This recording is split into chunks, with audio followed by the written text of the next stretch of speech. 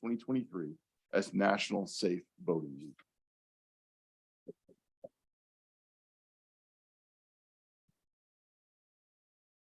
Tonight, we honor one of our own with a certificate presented to our finance department for exceptional performance in government finance as recognized by the Government Finance Officers Association, the GFOA, through the granting of the Certificate of Achievement for Excellence in Financial Reporting for the Annual Comprehensive Financial Report for fiscal year ending September 30th, 2021, and the Distinguished Budget Presentation Award for our annual budget fiscal year beginning October 1st, 2022.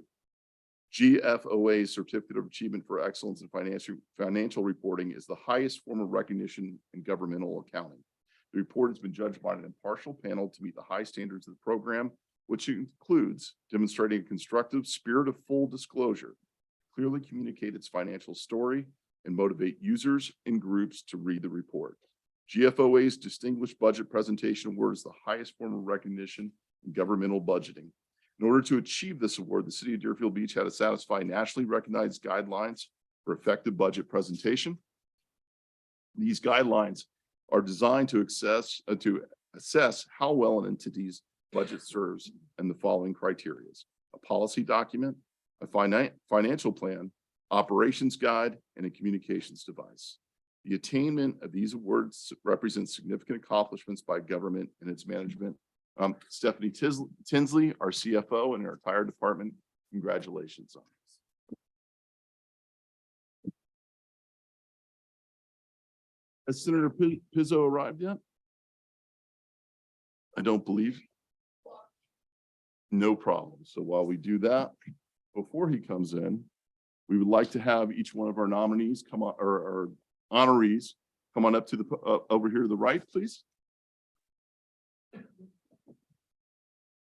Nick's Pizza, Pastor Tima for Haitian Flag Day, Donna Lynn from NAMI, Margaret Hummel, Commander Gail Edelman, Stephanie Tinsley. You mind coming on up? Sit.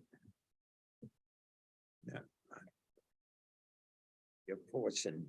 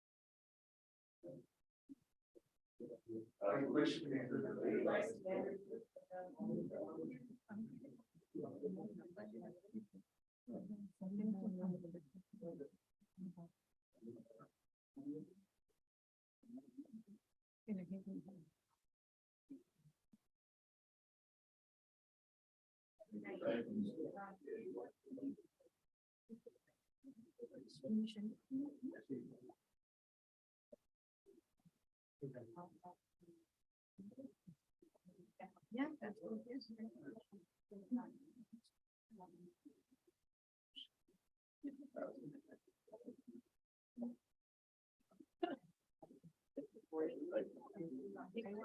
Just so I, yeah, so I can send you more.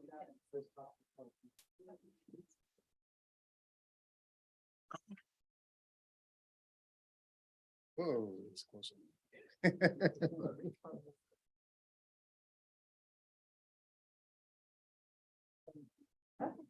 right. Thank you so much. Okay, that's helpful. Thank you.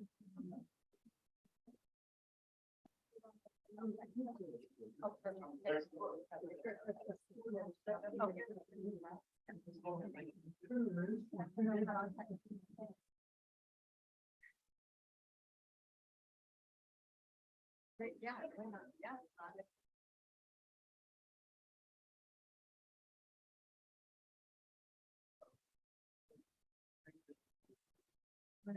Saturday.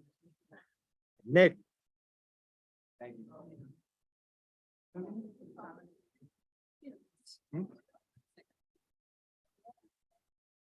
Thank you. Wanted a picture of you instead. No, not at all. Can we do it at the end? Can we do it at the end? Okay, sure. Stephanie? Stephanie, can I bring you back down here real quick?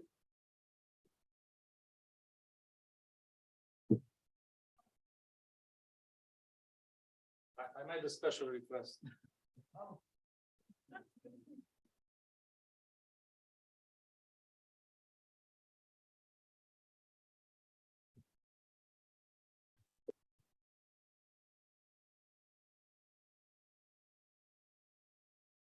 We helped. Thank you very much.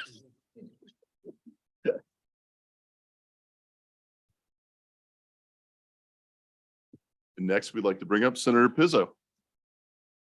Welcome, sir.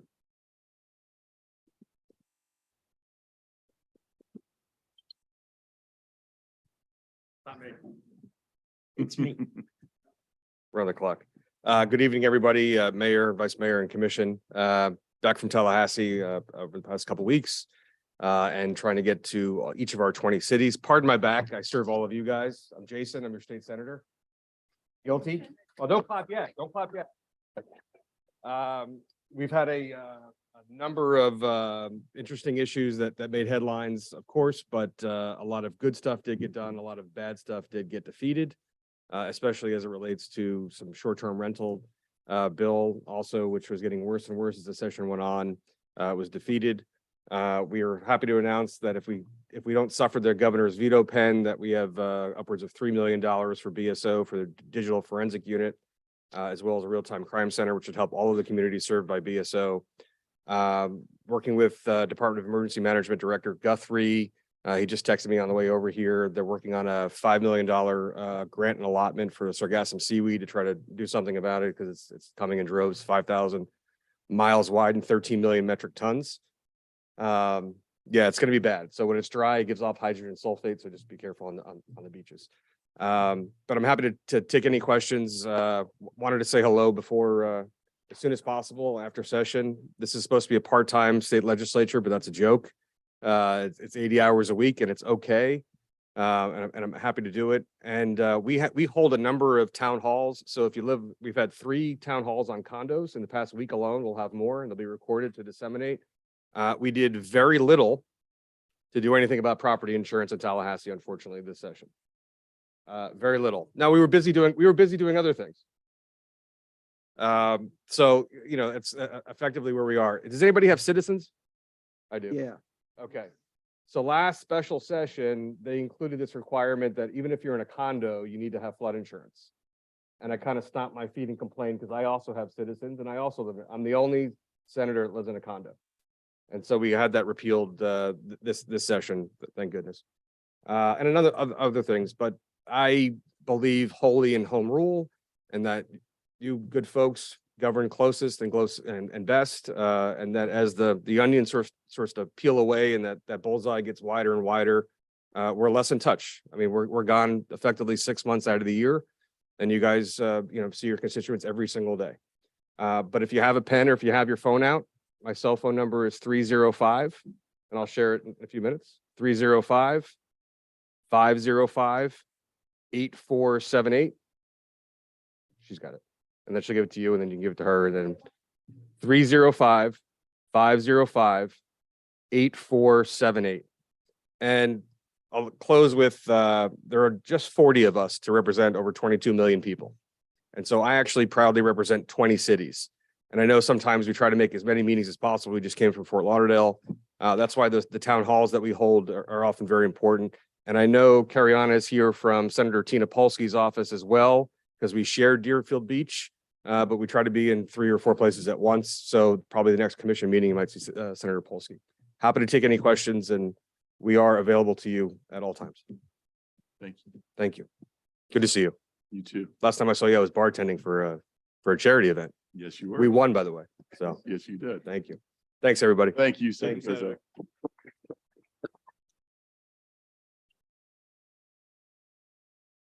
And Senator Pizzo, you're located in North Miami, and we are the furthest north city that you have. Is that correct? Sunny Isles Beach. Getting romanced into Lighthouse Point. We can do better in Deerfield. Come on up.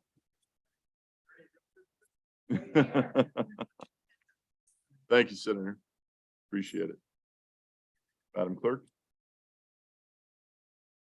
Okay, thank you.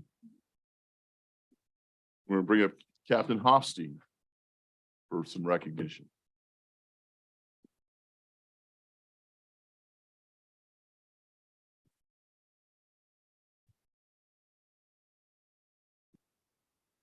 Good evening, Mr. Mayor, distinguished commissioners, Mr. City Manager, citizens of Deerfield Beach. Senator, good evening.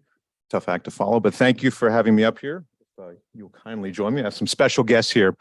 Always appreciate these opportunities to recognize folks that deservedly so should be recognized. So this is a special individual. If Deputy Kevin Anderson will step forward, please. That is retired Deputy Kevin Anderson. So I'm proud to share with everyone that an Anderson has proudly and faithfully served this city for 50 years. Starting, not this gentleman, now that,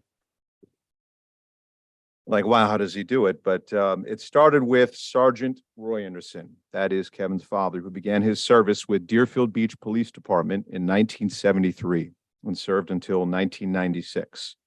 And he was happy to share with us and bring along now Deputy Kevin Anderson, who has served 34 and a half years up till his recent retirement with the city of Deerfield Beach. So that was beginning with City of Deerfield Beach Department, City of Deerfield Beach Police Department, which then merged with BSO, as you know, in the early 90s. And the entirety of his career has been dedicated to Deerfield Beach throughout. And he spent 24 years of that as an illustrious motorman here. And as you're aware, that's a daunting task in and of itself, being on a motorcycle on our roadways, let alone as a police officer. And he's done so safely in a distinguished manner. And I can tell you, for something that I know is very important to us, our traffic safety and the safety of our citizens on the roadway. This gentleman is probably one of the reasons why our roadways have been as safe as they are, especially for a city this large. We're sad to see him go, but true in the tradition of the Anderson legacy, he's leaving us with a parting gift, which we also now have the third generation. In case you're wondering, his little tag along here.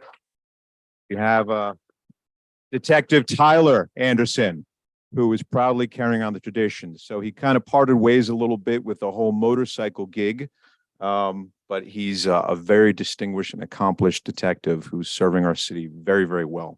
And I'm not just saying that because of present company. He carries on the tradition. So thank you again. It's my honor to, again, thank you for your service to the city, to the Broward Sheriff's Office, to the people of Deerfield Beach. And we have this lovely retirement plaque for you. That does read, Deputy Kevin Anderson, in recognition, appreciation for your 34 years of dedicated service to the city of Deerfield Beach and the Broward Sheriff's Office. Congratulations on your retirement.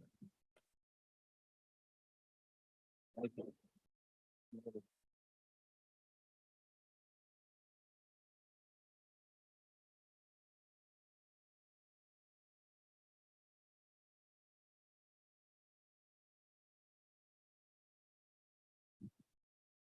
Test.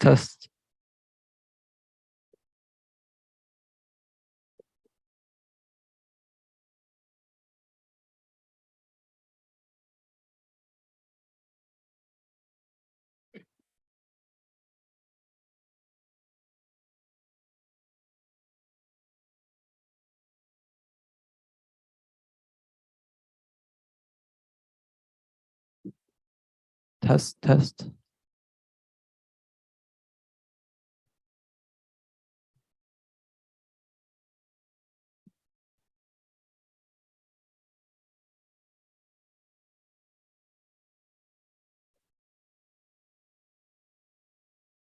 Next, we have a presentation from the Florida Audubon Society by Lee Gottlieb. Test.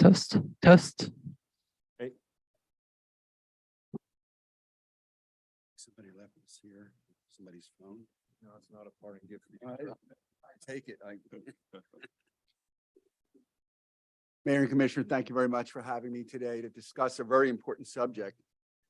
I'm here to talk about dune restoration projects here in South Florida, specifically projects that we've done here in Deerfield Beach in the past.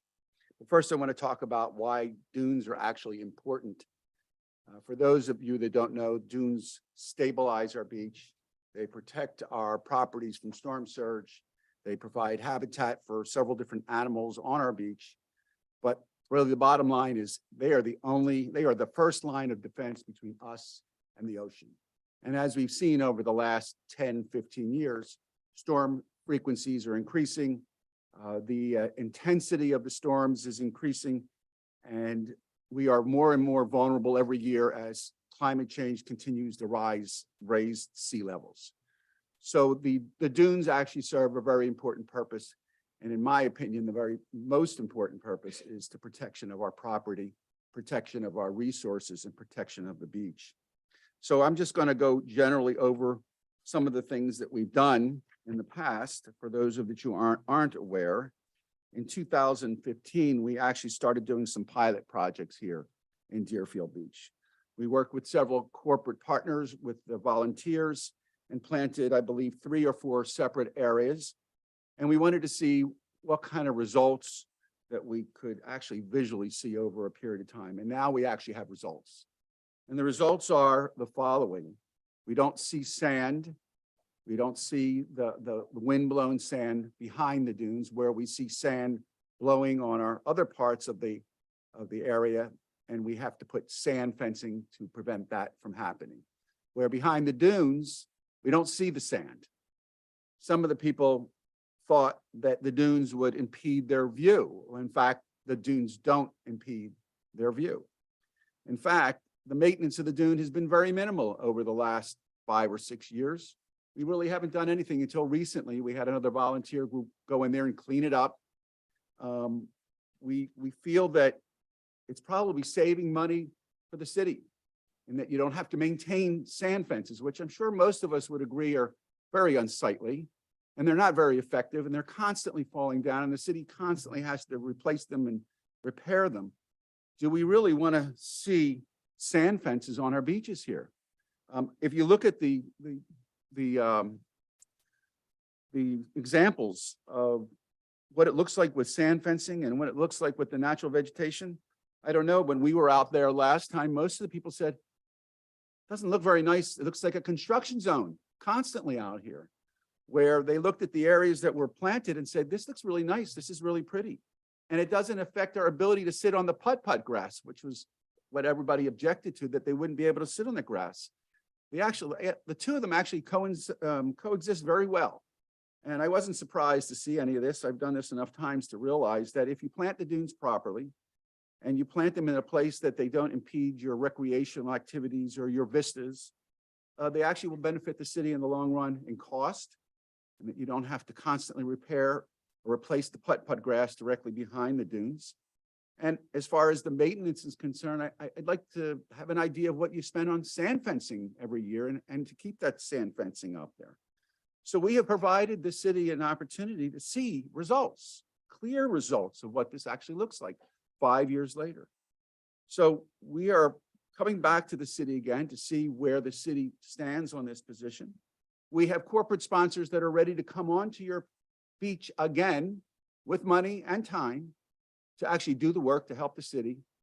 And I think the first step should be the city might want to consider, as most of the coastal communities here in South Florida are now considering, a dune management plan. What does the beach look like? How do we want it to look like? How do we make sure that the people can get on the beach? The emergency vehicles can get on the beach. How do we provide all those different elements that is part of the dune master plan? Well, luckily for this city, most of the other cities have done it. And you can just co-opt their dune master plans, but I would recommend that you make your own, because you have your own particular issues here that you have to deal with. And the question is, how do you want to go about developing a dune master plan? You can simply copy someone else's and make it yours, or you can go through the process with either staff or a committee to evaluate the different plans and see what's most appropriate to this city. I have to say, time is of the essence right now. As you know, Deerfield Beach has got a significant amount of sand. We don't know when renourishments are going to come again. And the cost of those renourishments continue to rise, and the sand available is becoming depleted because everybody's fighting over the sand right now. So the cost to continue to do renourishments will get extremely expensive over time. And we need to figure out how to make a sustainable beach that's resilient to what's going to happen in the future.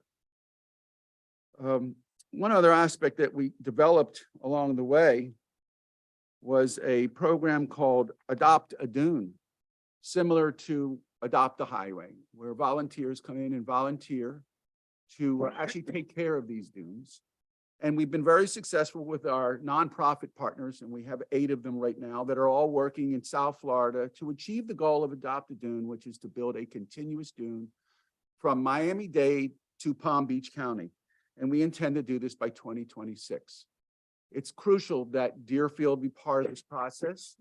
The county has set out an action plan in their climate action plan to achieve 80% of dune coverage here in Broward County. We can't do it without Deerfield participating in it. So I think the time is right. The urgency to do it is here. We're literally running out of time. If we don't do this now, we will run out of time. We will run out of money. We will run out of resources. Through the Adopt a Dune program, we're willing to help raise the money, bring the manpower, do the work, and then have these people adopt dunes so they come back year after year, like JM and several other nonprofit, several other corporations are willing to come in here and help maintain those dunes over the long run.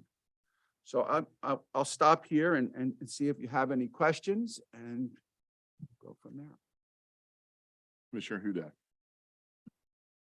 Thank you very much. I was out with State Representative Chip LaMarca for the last dune, the cleanup project.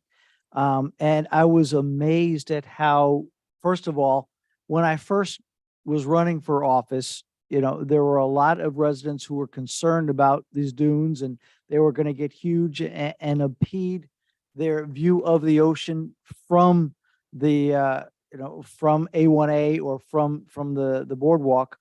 And 5 years later, it looks tremendous.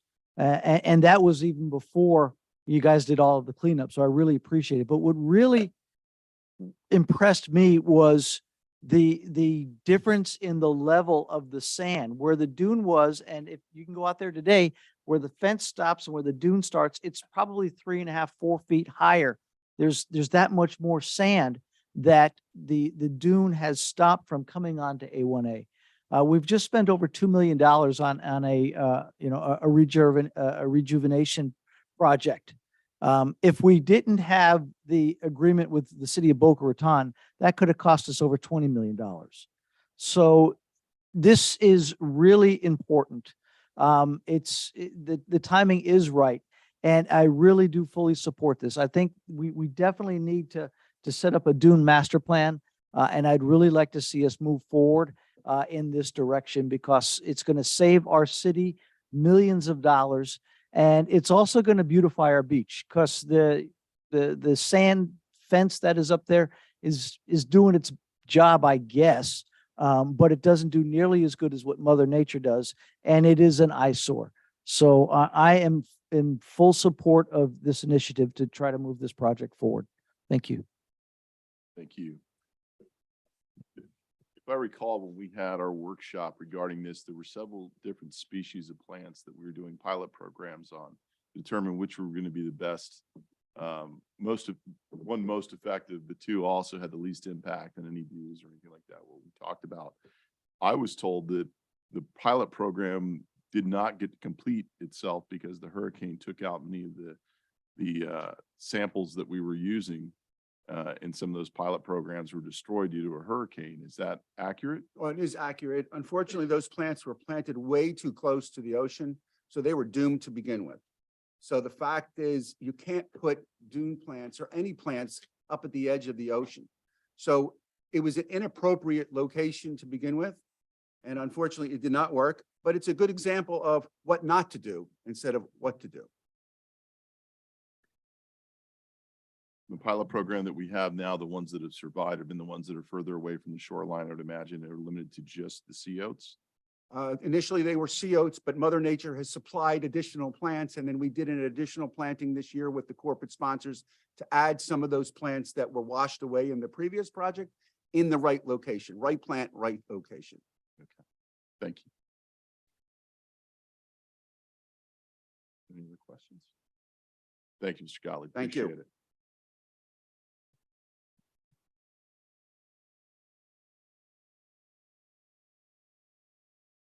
City Attorney. Thank you, Mayor. We are now on public hearings, second readings. First item on the agenda, item number 10 is ordinance of the City Commission of the City of Deerfield Beach, Florida, adopting an amendment to the budget for the fiscal year ending September 30th, 2023, approving supplemental appropriations and budget transfers to various city funds and reducing appropriations to the Insurance Services Fund by $487,681 as set forth in the attached Exhibit A, approving amendments to the employment position titles and grade system and position pay ranges as set forth in the attached Exhibits B and C, providing for conflict, severability, and effective date. This is second reading. The City Manager, any comments? Thank you, Mayor, Commissioners. David Santucci, City Manager. This is second reading of the item. During first reading, I did provide a presentation on the amendment. I'm happy to provide any information that the commission may have. Additionally, any questions that the public may have. And just to say that the changes that were requested within the first reading are reflected in the second reading. Thank you.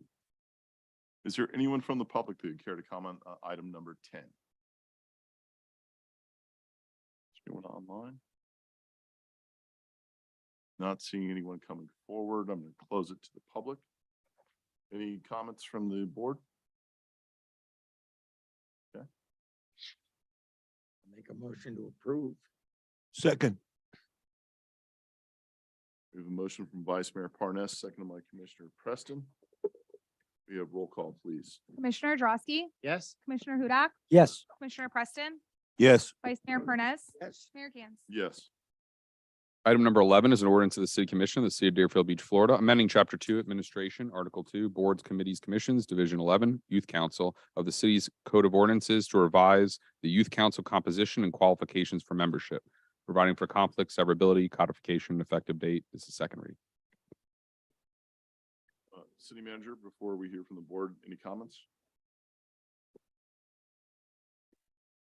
No comments at this time. This, again, was an item brought forward by Commissioner Preston. There was some discussion in the last, first reading, but I think we adopted it as it was provided the first time. We did make, okay, we did, yeah, with the 9 members. So that change is reflected in here as well. So there is an appointment for the mayor in here as well. Thank you. Commissioner Drosky? Thank you, Mayor. Pardon me. Thank you, Mayor. I've had some opportunity to think about this since our last meeting, and I'm pretty adamant that we should increase it to 10. I think the mayor should have 2 seats, just like the rest of us.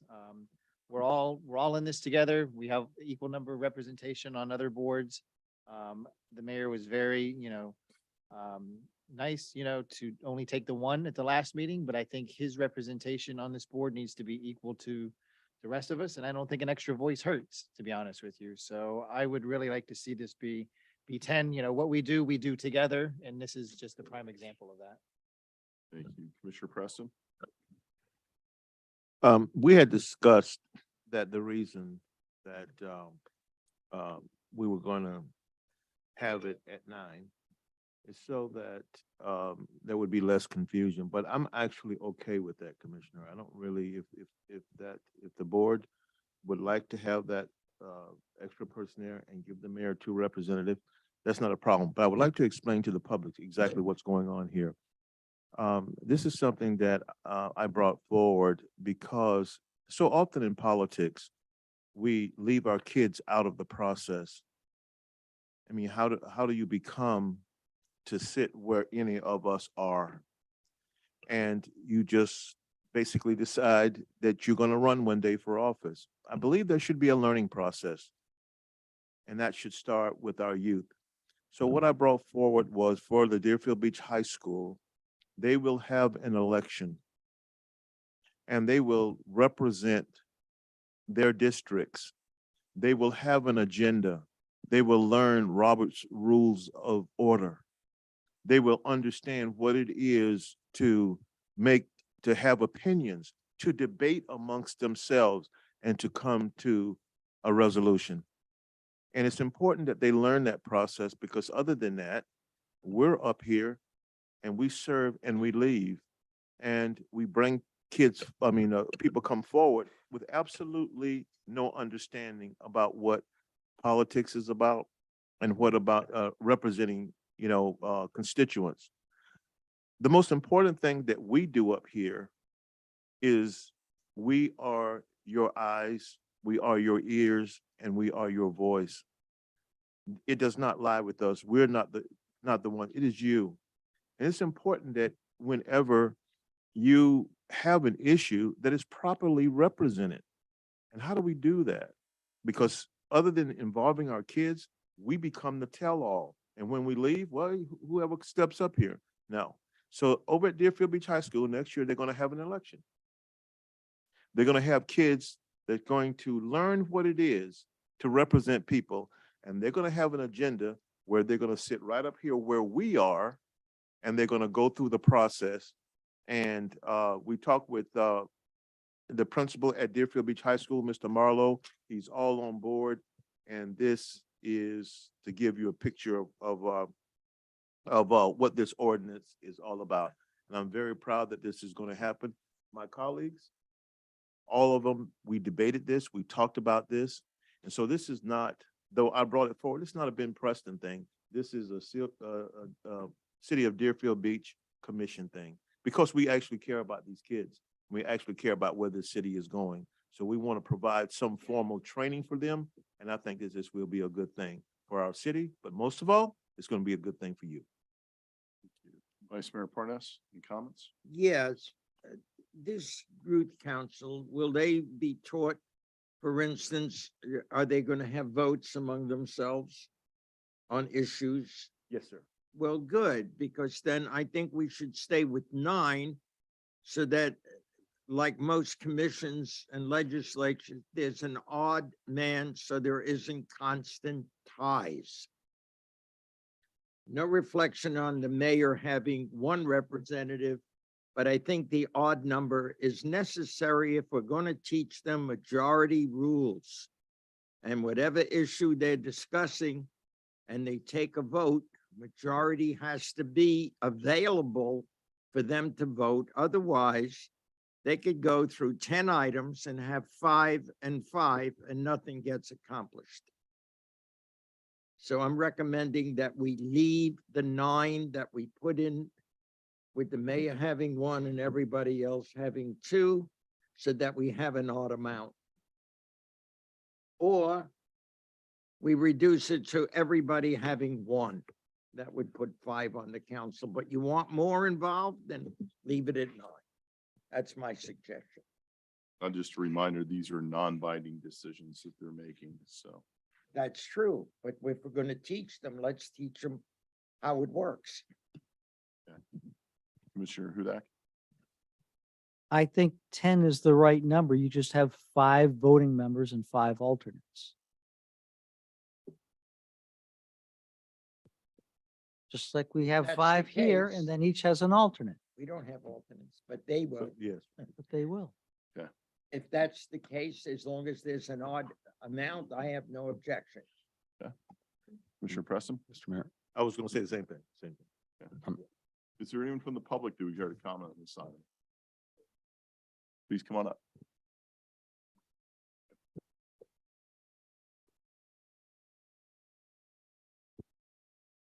Hi, Peggy Nolan, 325 Southeast Third Terrace, Deerfield Beach. We used to have Student Government Day. And I don't know whatever happened to that, but the students from all the schools came and they they picked from the schools who was going to be a commissioner, the city manager, the city attorney, and the city clerk. So you can fill your positions if you do it and you use the body that you use now. There's 5 of you, and then, like I say, the city attorney, all these members of these children that used to come here had a position. And they had to you know, take the minutes of the meetings or ask the city man or city attorney what they can do and what they can't do. I don't know when that stopped happening, but we had it every year. Oh, okay. But it was, you know, but still, so if you have more, they could still hold the positions of the rest of the people that are here on your on your dais. Thanks. Thank you, Mayor. Is there anyone else from the public who care to comment on this item? Online? Okay. Not seeing anyone. City Attorney, you had a comment? Yes, thank you, Mayor. I just wanted to point out to the commission that the way the ordinance is currently structured, it's just 9 members. There's no alternates. So if that's something that the commission desires to change, that would have to be part of any motion. Yeah. Commissioner Preston. I think it's important that, when we initially debated this, it's important for us to hear each other when we are in formal debate. And my colleague brought up 10 members before. We kind of pushed it down and said 9, but in theory, Commissioner Parnas, Vice Mayor Parnas, excuse me, you're 100% right. To teach them the right way would be to have 9.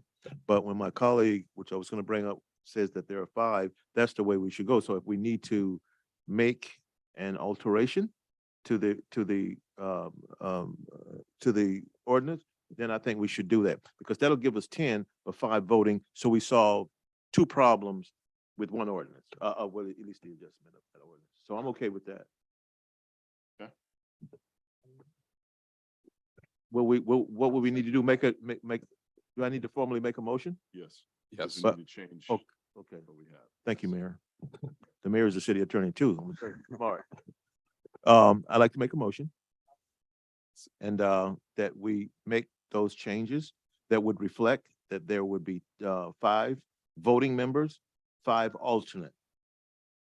Okay, Understood. but 10 total. So your motion is to approve the ordinance with that change. Correct, 10 total, 5 alternate, 5 regular. correct. Got it. And the second, Mr. Guy? You got it, it's second. All right. We have a motion from Commissioner Preston. We have a second. Second by Commissioner Hudak. We have roll call, please. Commissioner Drosky, Yes. Commissioner Hudak, Yes. Commissioner Preston, Yes, Vice Mayor Parnas, No. Mayor Gans. Yes. Okay, we are now at the public comment portion of tonight's agenda. Persons addressing the commission shall state his or her name and address and may speak for 3 minutes unless extended for 1 additional minute by the mayor. This is the time for public comment on items that are not on the agenda. If you have comment on an item that's on the agenda, the time to do it is after the title is read into the record and the public comment period for that item is open. No comment shall be made related to the personal life or personal qualities of any person, and no language which would offend ordinary persons of ordinary sensibility shall be permitted. Yes, sir. Come on up. Just need your name and address for the record, sir. My name's Dan Piazza. My address is 1261 Southeast Third Court. And I wanted to make some comments about, I'm having problems parking there. I mean, I own a home. I've got driveways on both the east and the west side, and I'm experiencing cars that are blocking my driveway. So they're not, I can't get out then. When this has also caused my garbage not getting picked up. That's happened 3 times. I'm concerned when there's 2 cars parked across the street from each other, because the garbage truck or municipal trucks can't get through, fire truck can't get through for sure. And so that would be if they're heading towards the cove there. On multiple occasions, I know I've called BSO non-emergency. They've come out, they don't issue any tickets or sightings. They find where the people live. They ask them to move their cars, and then at both times I've waited almost an hour for them to get out of bed and come out and move their car. I'm really concerned now with the brewery that's going in at the end of the Southeast Third Court, because there's fewer parking You can spots. talk about that item when that item Yeah, is presented. but they're gonna be they're gonna put more pressure on my Talk street. about that item then at that point. That would be it. But I'm hoping that we can get parking on one side of the street or the other.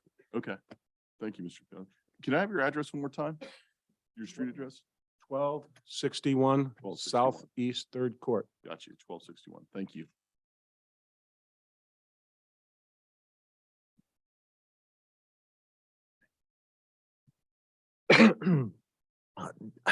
Daniel Shanetsky, 34 Keswick B, Deerfield Beach, Florida, 33442. Last week, a taxpayer and resident of Deerfield Beach got up at this podium and was somewhat critical of the city commission because of the amount that will be spent on the new proposed state-of-the-art lifeguard state towers, which will be along the shores of Deerfield Beach in the near future. Now, remember, Deerfield Beach attracts about 3 million people a year and is a huge part of Deerfield Beach's economy. As a resident and taxpayer of Deerfield Beach since 2001, I would like to thank the Deerfield Beach City Commission for providing to our public safety officers, the Deerfield Beach lifeguards, the best possible state-of-the-art equipment that is out there, meaning these new proposed lifeguard towers that will be built. Now, the city specifications call for a lifeguard structure that will last up to 30 years and withstand intense ultraviolet sunlight, high temperatures, and tropical and hurricane force winds.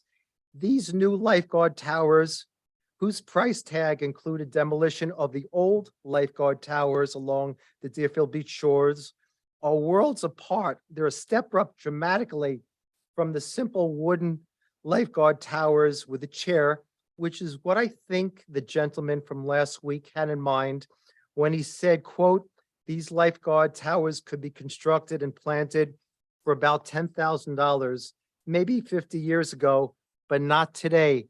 That's like comparing the first airplane, which was built in 1903 and was built at a cost of $1,000, or even during World War II, the cost of a plane was $84,000. Now, in 2023, a brand new 747 is priced at about $420 million. It's called progress and advancement. These new proposed lifeguard towers that will be put on Deerfield Beach need rust-resistant stainless steel bolts. They need solar power panels to power fans and emergency radios. These lifeguard towers need to be big enough to store critical equipment storage underneath, to store ocean rescue cars, to store all-terrain vehicles, which would enable lifeguards to respond quickly, to store beach wheelchairs, which would be able to carry medical bags and maybe even other lifeguards, and also to store jet skis to assist in rescue situations and to dramatically cut the response time. They need to also have increased height for greater sight distance. Like another minute, Mr. Yes, sir. Shansky. These new lifeguard towers with their new designs have to have widened ramps. They need to have shutters that rest on locking supports. I just want to throw out safety is a key issue in Deerfield Beach shores. Last year, 19,000 needed preventive measures. 1,200 needed first aid. There were 150 calls needed for major medical issues. 400 water rescues and 800 beach visitors needed assistance. Finally, I want to say pre-COVID in 2017, 6 years ago, when the cost of materials were a lot less, our neighbor Delray Beach allocated $1.2 million to put 8 lifeguard towers. That's $126,000 per tower. And the Palm Beach County government watchdog said that is not an unreasonable amount. They gave it full support. Fast forward to 2023, and I think it's the same thing in Deerfield Beach. Thank you very much. Please speak. Anyone else?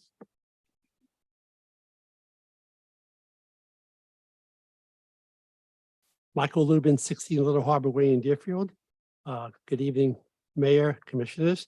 The senior awards ceremony of the class of 2023 at Deerfield Beach High School took place on Thursday, May 11th at 6 p.m. Numerous awards were given out, including the City of Deerfield Beach, 2 recipients, Natania Smith, who received a $2,000 scholarship through the City of Deerfield Beach, and Samantha Ryan, $1,500 award as well. The Yachty had a GPA of 5, GPA of over 5, and had 767 community service hours. Samantha Ryan had almost a 5.0 as well. The point being that over $2 million of awards were given out during that evening. And it was a wonderful, wonderful ceremony. Unfortunately, nobody from the commission or mayor was in attendance of that evening. I think that's a disservice to our students, seniors, who are the cream of the crop in Deerfield Beach, worked hard, give back to the community and to the city as well through community service hours, which is mandatory at the Deerfield Beach High School and Middle School. And I think we could do a better job. I think next year, I would hope that we increase our scholarships instead of 2 to 5 at 2,000 per. The EAB bounced that around. Education Advisory Commission this past meeting of wishing and requesting 5 scholarships at 2,000 per. That would not be unreasonable. We have an enormous academic awards scholar through the high school, through the IB program and other programs as well. And I think we could do better to our community. By the way, those scholarships through the city is open to any student, senior, as long as they're a resident of Deerfield Beach, and it doesn't have to be Deerfield Beach High School. The Vanilla White did represent the city, so I just want to make note of that as well. But I would like to see the commission, some of the commissioners attend, if not all of you. I think that would be a wonderful way to go. Thank you. Thank you.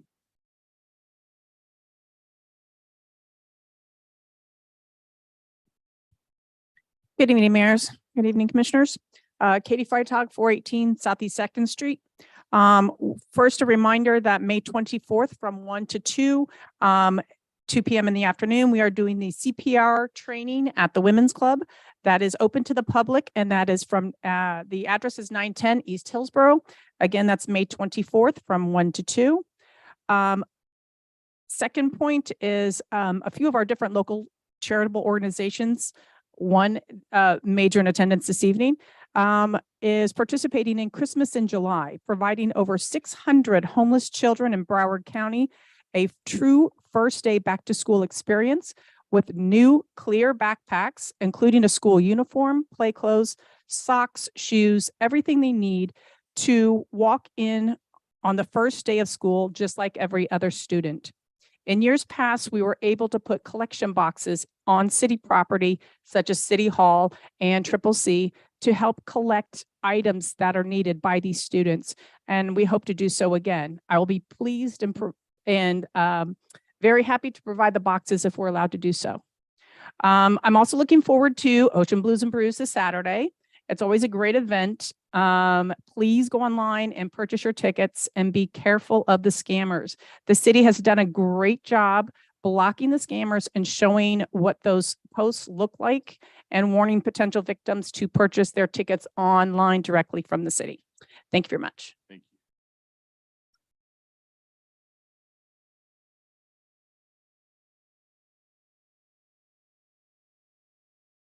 you. Good evening. Martha Henry, 441 Northwest First Terrace. I'm speaking about John and McKeithen Park, the upgrade of the park and the condition that it has been in since the upgrade has started. More traffic, more drugs. Once they took that fence down, our neighborhood went down worse on that street ever. And it's really bad. It's a lot of senior citizens on that street. And no BSO around. Only time I see BSO is when I call Ben and start complaining about the drugs. What I be seeing in the daytime. And also last week, they had an event for Radiant. The water was off Friday. And it didn't come on until called Mike in Parks and Rec, and toilet paper everywhere. I mean, it was just disgusting. And also the flooding, the new renovation that they're doing to that park. My concern is where I live, when it rains, it floods. And the water comes so far, about that much from my front door. And they said they're putting extra retention pond. And I went out there and I went out there with Terry, and how they're elevating that area, that water just gonna flow in our homes. I mean, the retention pond that they putting in there is not gonna help. It's gonna make it worse. And I know there's nothing that gonna change that area, what you are doing, but it's not fair. You know, I think it's just not fair to the homeowners where the flooding it's happening. So, but that's it. Thank you.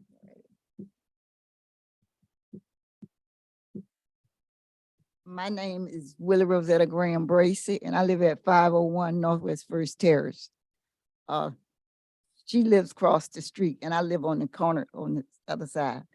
And we're, the reason why that fence was put up there before was because it was a tragedy there, a bad tragedy, because I think it was wooden fence there before, and they took them down.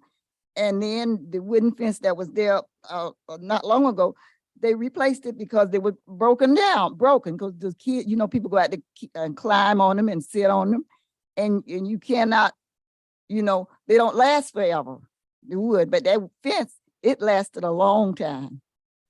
And when she was talking about the toilet paper, I got one of those pickup things.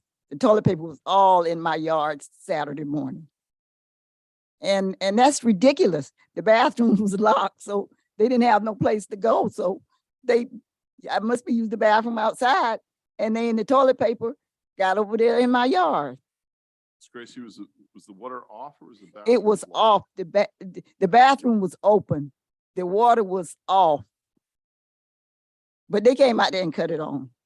Okay. And then and when in that grass, now seemed like if they engineers and people working on the grass, they're putting grass down, seemed like their man should have tell them, make sure the sprinkler's working before you put the grass down. They put all that grass down. This morning, they was picking all that grass up from all out there by the road. And I said, why y'all picking the grass up? Because it's dead. That's money being thrown away. They worrying about the fence, but then they throwing the money away because they approaching, working on the park the wrong way. In the first place, they should have left the fence up until they finished the park, and then take the fence down and put the wood, if they were gonna put those wooden things up, and then put the grass down. And I'm wondering if a storm come, can the city have the workers bring sandbags over to the park for the senior citizens? Because when the storms come and that flood come, we can't get down there and get no bags because we can't lift them. My husband can't lift them, and I can't lift them, and the other older people on that street, they can't lift them. So I think the city should think about bringing sandbags over there to the park and let the senior citizen in that neighborhood come to the park and pick the sandbags up already made up. How will they carry them? Everybody wants to live around there in the neighborhood. Somebody will get them to their house versus you going out to Gooseby somewhere and picking up the bags from Gooseby, putting them in your car. Thank you, Ms. Gracie. Anyone else? Anyone online? Okay. Anyone else? I'm gonna go ahead and close it to the public. We are now at consent. I'm sorry, Actually, Mayor. before we do that, just a couple things. Just want to address a couple things. If we can make sure we get with BSO about this parking issue on, Third Court, please. And if we got to come up with a policy as far as where the parking needs to be. If there is going to be a senior awards dinner, well, I appreciate wanting us all to be there. You might want to let us know about it, like maybe not 2 weeks before it happens. So that would be helpful to even be in consideration to be able to attend. Certainly we'd want to attend if possible. I have no issue with any donation boxes being put in, and if we gotta just talk with staff about that. As far as the Christmas in July event, certainly the mandate put down about the see-through backpacks is going to impact a lot of students who've gotten backpacks over the years that should have lasted them longer. This new mandate is going to have an impact on them. I definitely want to get to the bottom of what's going on at McKeithen Park. I know I've had conversations with Miss Gracie, and I've been out there and taken a look at it. And, I'd like to get some of the facts from staff as far as what's occurring out there. And I know that if we get, that there's been community meetings scheduled that are going to be scheduled to talk about what the residents out there would like to see for that park. So, and it won't just be, I think it's better to have everybody in the entire community have a say in what's going on out there. I think that'd be a good thing to have. So, Commissioner Preston.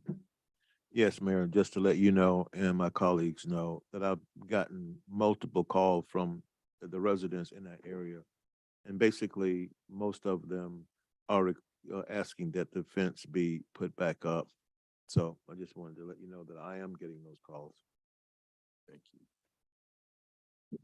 Mr. City, I know we have a lot of people here for a couple of items. I want to see if the commission could indulge us to see if we can move a few items up. Is that all right? Sure. Okay with me. Do that by motion.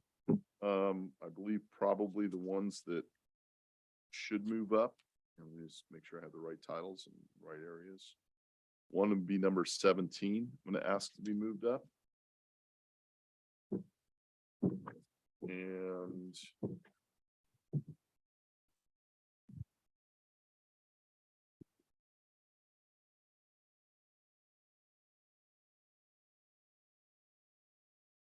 Okay, we're pulling 17 off consent to discuss yeah, that first, to and then pull item 17 20. off consent, move that up for discussion. Great.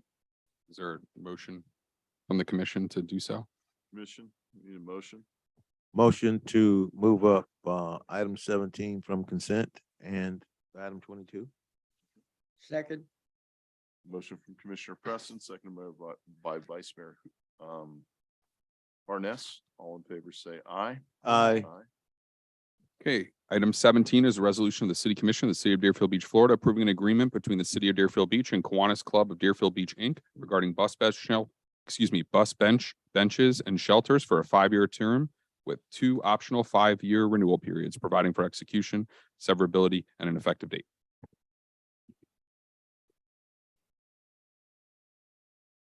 City Manager. Good evening again. This item is it's a new agreement. The previous agreement was a 5-year agreement with 2 5-year renewals. That agreement is coming to an end or has come to an end. And the Kiwanis Club has requested a continuation of the bus bench agreement with the city. So this item is the continuation of that. There was an amendment to the agreement on the last renewal, which revised some new regulations related to ADA compliancy. All of the bus benches that have been brought to the city for replacement have been verified to be in compliance with ADA. Thank you.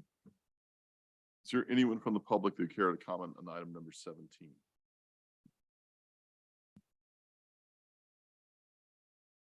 Through the short straw.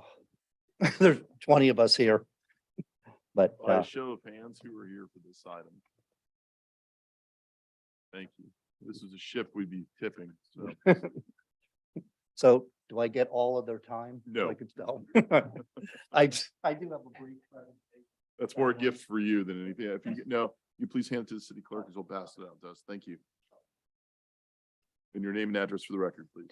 Tim Sullivan, and for the last 64.5 years, I've lived at 937 Southeast 12th Way, Deerfield Beach, 33441. I do have that on a flash drive.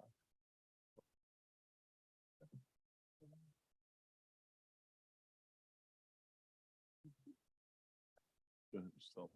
Well, you know what? Tonight I really wanted to talk to you about who we are. I mean, everybody probably knows most of us. You see us all the events. But I think a lot of times we don't think about our impact on this city and what the city means to us. So I really wanted to just go over a couple of minutes before we talk about the contract, some of the things we do.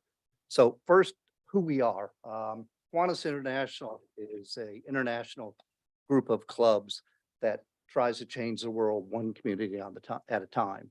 It's all locally based. All of our clubs are run themselves. And here in Deerfield, we were chartered in 1956. We have 73 active members, and quite a few of them are here. We have educators. We have part of the police department. We have city employees. We have a really wide breadth of people that represent the city as our members. In the last 10 years alone, I was looking through everything that we do every year, and the best I could come up with is we have put back in this community over $1 million.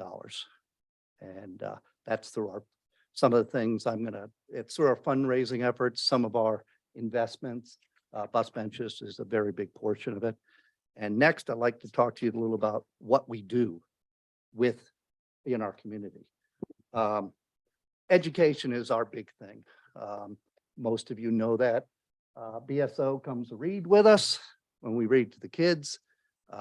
Most of you have also participated in some of these events. So every year we provide 600 dictionaries to every third grader in the city. Every year we provide over 600 thesauruses to every fourth grader. And that is every school in the city, public, private, charter.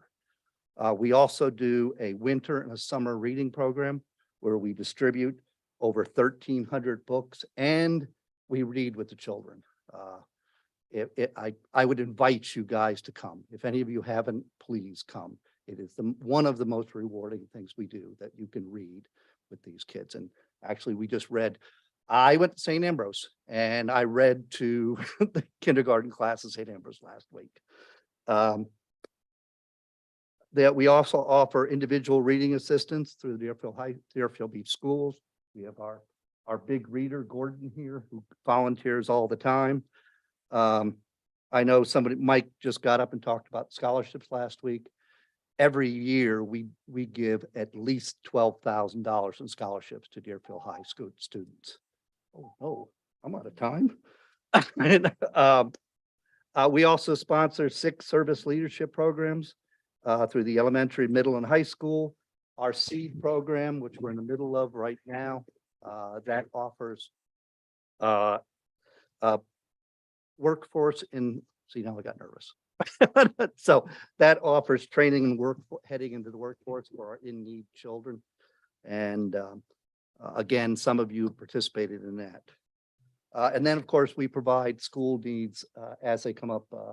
The city manager called us beginning of the year and said, could we help out with 200 earbuds for Deerfield Elementary? And 2 days later, we delivered them. And while we were there, the principal said, you know what, I need 75 headsets for our audio students. And they have to have, be fully enclosed with microphones. 2 days later, we delivered 75 of those. So those are the kind of things we do. So that's education. The other thing is we do support other groups. Mr. Sullivan, Yes. I know you're coming up here as a member of the public, but Right. obviously you're representing Kiwanis on Right. this. So I have a couple questions rather than giving you extended time that I Okay. normally would. if Sure. that's all right. Because we can only give you up to 4 minutes. Oh, darn. I so had my like an question hour is of this. material. I know. If after expenses, the revenue from these park benches Mhm. goes directly to Kiwanis, is that correct? Yes, sir. Okay. And obviously, we all know what Kiwanis does here in the community. But, so Kiwanis has the rights to the bus benches, those come in, after expenses, all that revenue goes back into Kiwanis. Yes, sir. Yes, we work with a company that manages it and sells the advertising, manages the advertising, and then goes out and makes sure the benches are all compliant, so that we do have a company that does that. And that's, we worked with the same company now for the last 15 years at least. They're members of our club. And the Kiwanis clubs gets a portion of their profits that we put back into the city. And every penny goes back into the city. There's of the 20 people behind me and the other 50, not a one of us draws any money. So it all goes back. So that is whatever portion they have deemed this company who does the park, the benches. Yes, sir. That portion that goes to Kiwanis obviously is your nonprofits, all that is in there. None of Exactly. you are making salaries, it's volunteers. Right. obviously. Yes. Right, so they are making a profit. They have expenses, they're making a profit. They Yep. donate a large portion. This is a major funding revenue for you guys. It is. It's our largest fundraising. That it represents almost a third of the money we put back into the city every year. Excellent. Thank you very much. Anything else while I'm here? Any other questions? Yeah. Yes, Commissioner Parnas. Vice Mayor. excuse me. As a former member of Kiwanis West, who regulates what advertising goes on the benches? The city writes the contract and we just administer it. So anything Okay. that's on it, Vice Mayor. they What do. was on it about what kind of advertising has been prohibited? I think this contract, there was a number of prohibitions that that were not allowed. I think liquor stores, I think massage parlors. You probably have staff. Yeah, I Staff probably, I mean, you know what, I couldn't honestly, sorry. I know there's a very long list of it that are not allowed, but again, that's something, the Kiwanis itself is a completely apolitical group. So we don't regulate any of that. The city provides that to us and we just turn that over to our vendor and make sure that they Okay. enforce that, sir. So staff draws up the contract? Yes. Yes. Staff can give you details. Okay, I would like some details on that. Commissioner Preston, you have any questions for Mr. Stolten?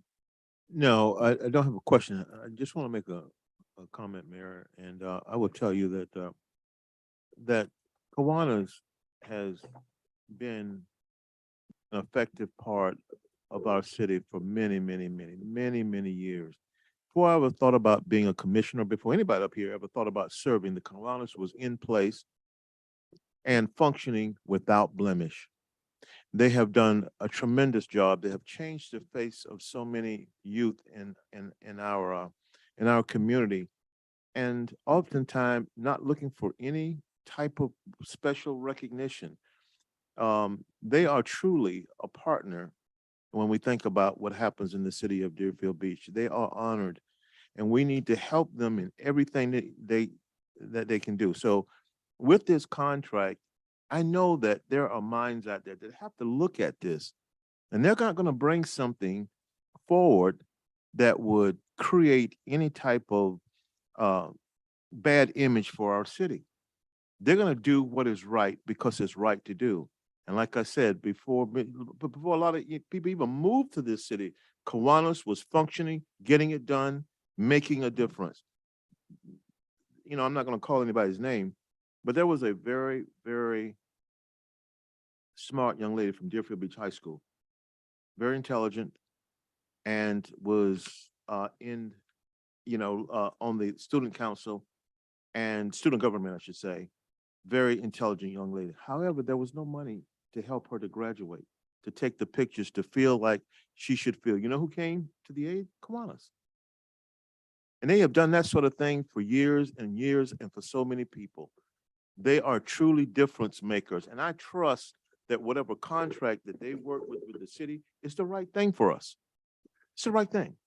And we need to actually do what we can do to actually promote them and help them, because we know that they're not going to just bring something forward simply because they just, they haven't given it the kind of thought that it deserves. So whatever they're doing, I'm in full support of. because there's some wonderful people out here that have done some wonderful things in this city. They are truly difference makers. They're difference makers. And we need that sort of image in our community. Thank you, Mayor. Thank you, Commissioner Hudak, Commissioner Drosky. Before you comment, I still have it open to the public. Do we want to hear from the public before we give your comments? Is that all right? Anyone else from the public care to comment on this item?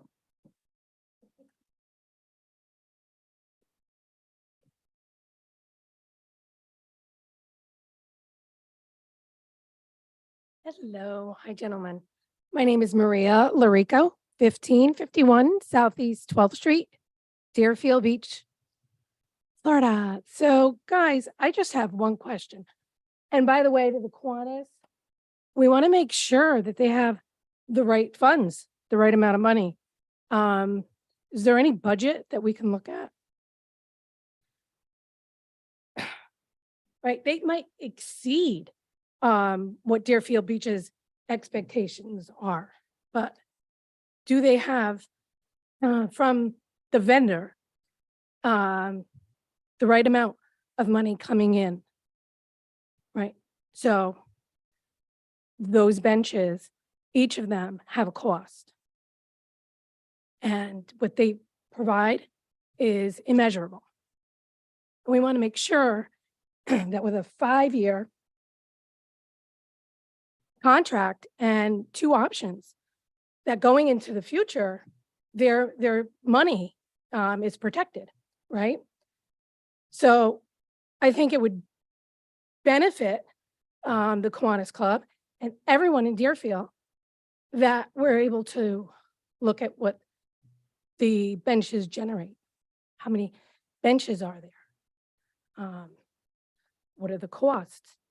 Do they need improvements that perhaps someone here in the city feels would provide better shelter, better appearance, aesthetics, all those things?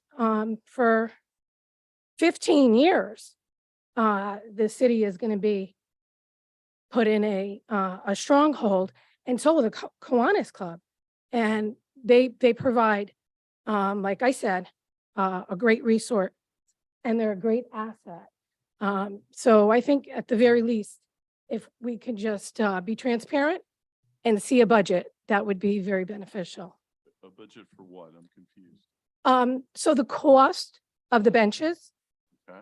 and the construction of the benches, just something that would allow us to know how much the vendor, right, is bringing in, and making sure that the Kiwanis Club is able to allocate and perhaps increase those allocations as we go on in the future, and that there isn't going to be the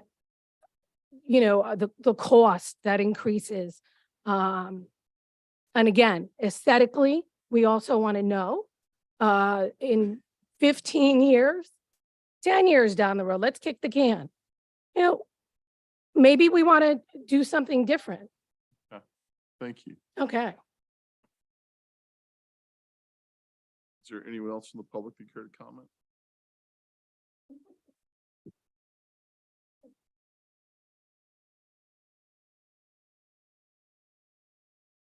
Good evening, Commissioners. Short. Jan Munzenmeyer, 1089 Southwest 25th Ave, Deerfield Beach. I have been a member of Kiwanis since 2005 as a retired Parks and Recreation personnel for the city for 30 years. For me, it's all about the kids. So when I went to Kiwanis, it was like a no-brainer. One of my programs that I participated in with the city was a homework assistance, part of Big Brothers and Sisters.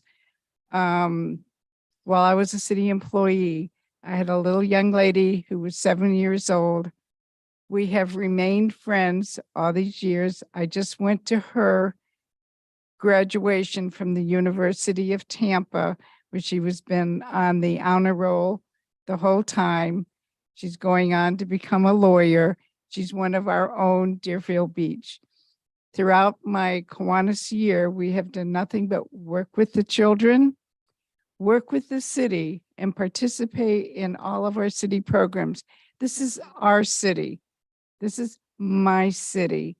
And as you go through and look at the contract and decide, excuse me, yes, no, maybe, whatever, consider what we bring to the city with no strings attached. Our love for children and our love for community service. And so whatever you decide, make sure it's yes, please. Thank you.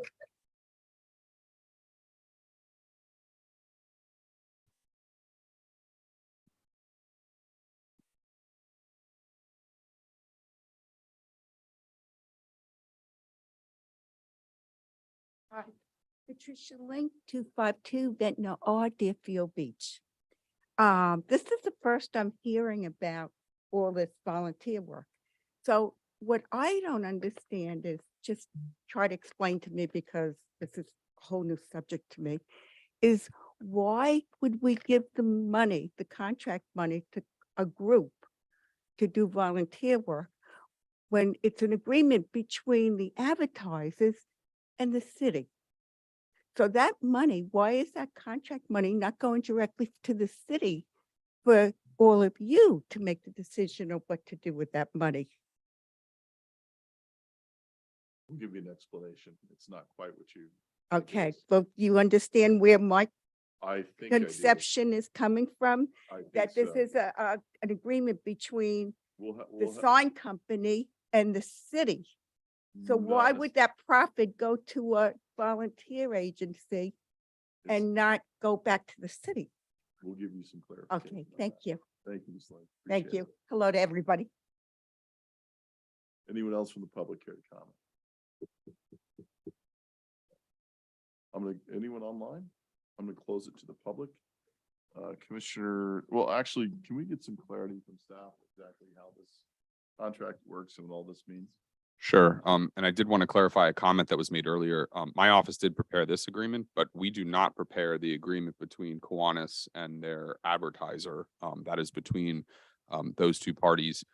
As to Commissioner or Vice Mayor Parnas's question, the agreement between the city and Kiwanis specifically says there shall be no liquor or tobacco advertising, no political matter of any nature, no massage parlors, no adult bookstores, no adult theaters, nor any advertising messaging displaying obscene expressions, adult escort services, or similar services. And the city, of course, reserves the specific right to approve or reject the subject matter of any advertising. So we enter into this agreement with Kiwanis. Kiwanis is responsible for constructing and maintaining these items and going and paying for those costs and going out and working with, an advertising company to get the advertising revenue. And I believe the city manager also has some additional comment.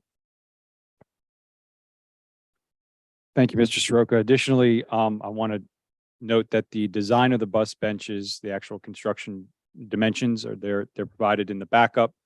Back in 2018, they updated the actual bus benches from what the previous design was. So they had to replace all of those in 2018.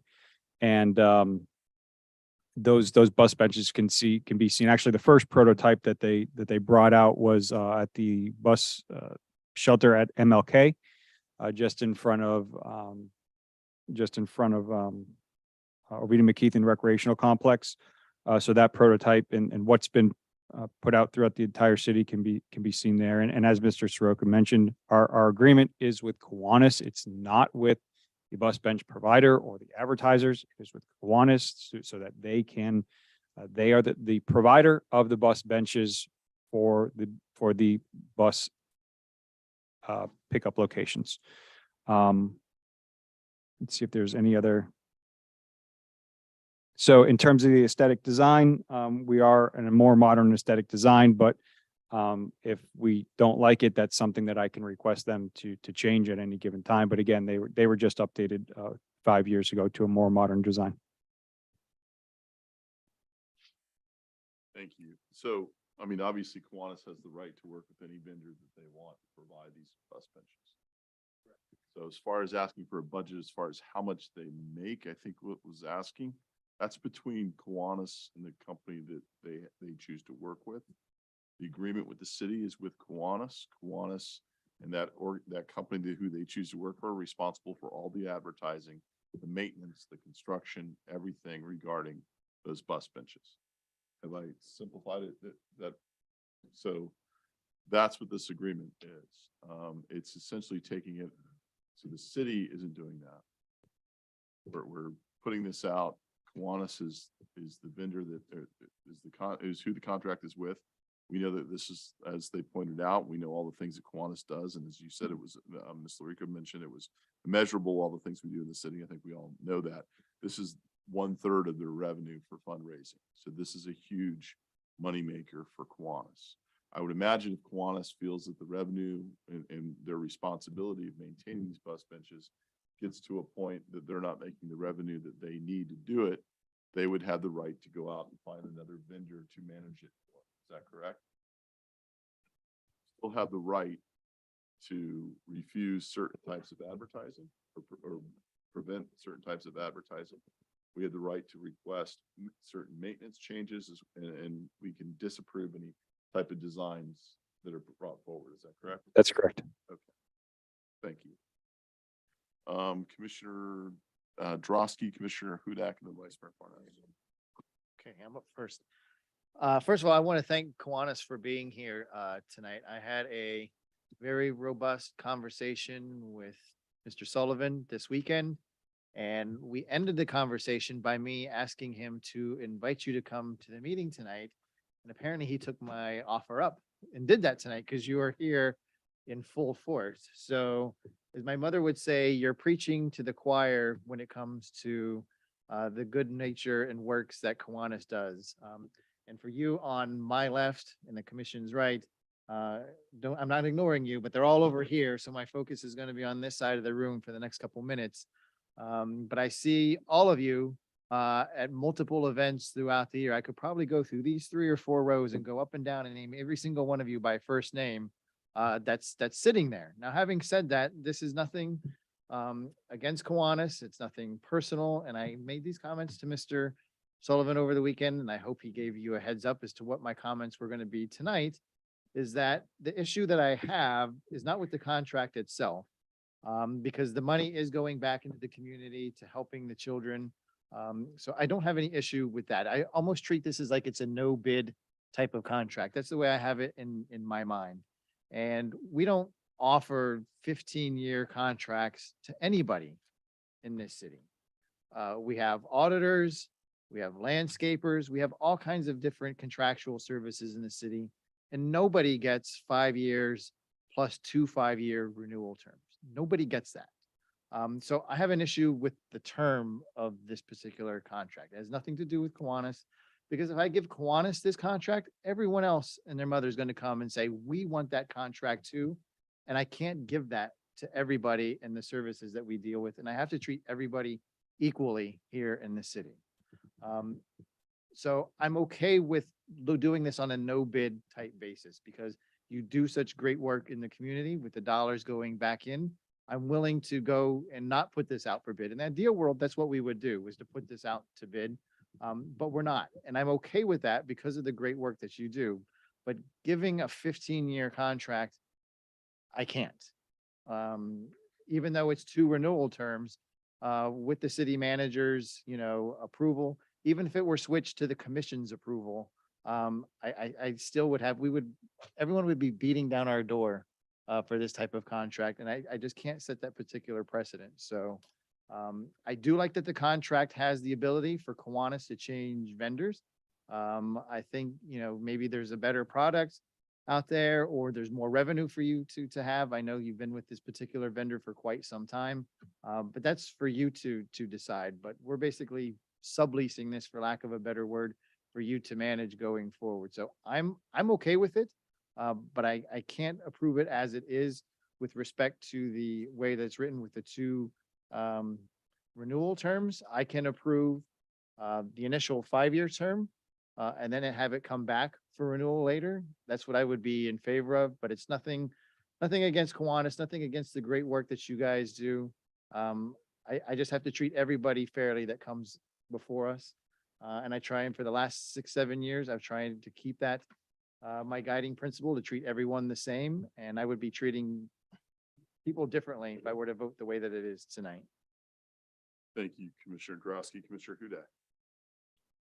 Thank you. Full disclosure, I'm a Kiwanian and I've been in Deerfield Beach, Kiwanis since 2017. And I appreciate everything that all of you do. I really do appreciate it. And again, the agreement between Kiwanis and their vendor is their business. The agreement between the city and Kiwanis is our business. And if the city attorney can tell us a little bit about the termination clause and the indemnity clause that is included in this agreement to make sure that the city is not in any way going to be held liable should anything happen, I greatly appreciate it. Sure. So as part of the agreement, Kiwanis does indemnify us for, acts or omissions, negligence, so certain personal injury claims, et cetera. And that is backed by insurance as well. They are required to provide us with insurance. As to termination, there's also the ability to terminate, I think, for convenience upon a year notice. So I don't know if that's what you were referring to. Yes, but- I do. And it's appreciate their that. responsibility to make sure that these bus benches and shelters are constructed and maintained in accordance with applicable law. Thank you very much. And as far as is looking out for an agreement with another vendor for our bus benches or anything like that, I can't think of another vendor that would do for our city what Kiwanis does for our city. Thank you. Thank you, Vice Mayor Parnas. Yeah, some of the restrictions, what is the restriction about liquor? Is it my understanding that Walgreens that has a liquor store can't advertise on a bus bench, even though they're licensed and doing business? Or the Wyndham Hotel at the beach in which the chamber meets happens to have a restaurant and a bar, they can't advertise on a bus bench? Why not? I want an explanation. Why are they restricted? B, if I decide to run for president, why can't I put my puss on a bus bench and pay for it? Rest easy, I'm not running for president. But why all these restrictions? Who are we protecting? If the Wyndham Hotel wants to run a Cinco de Mayo event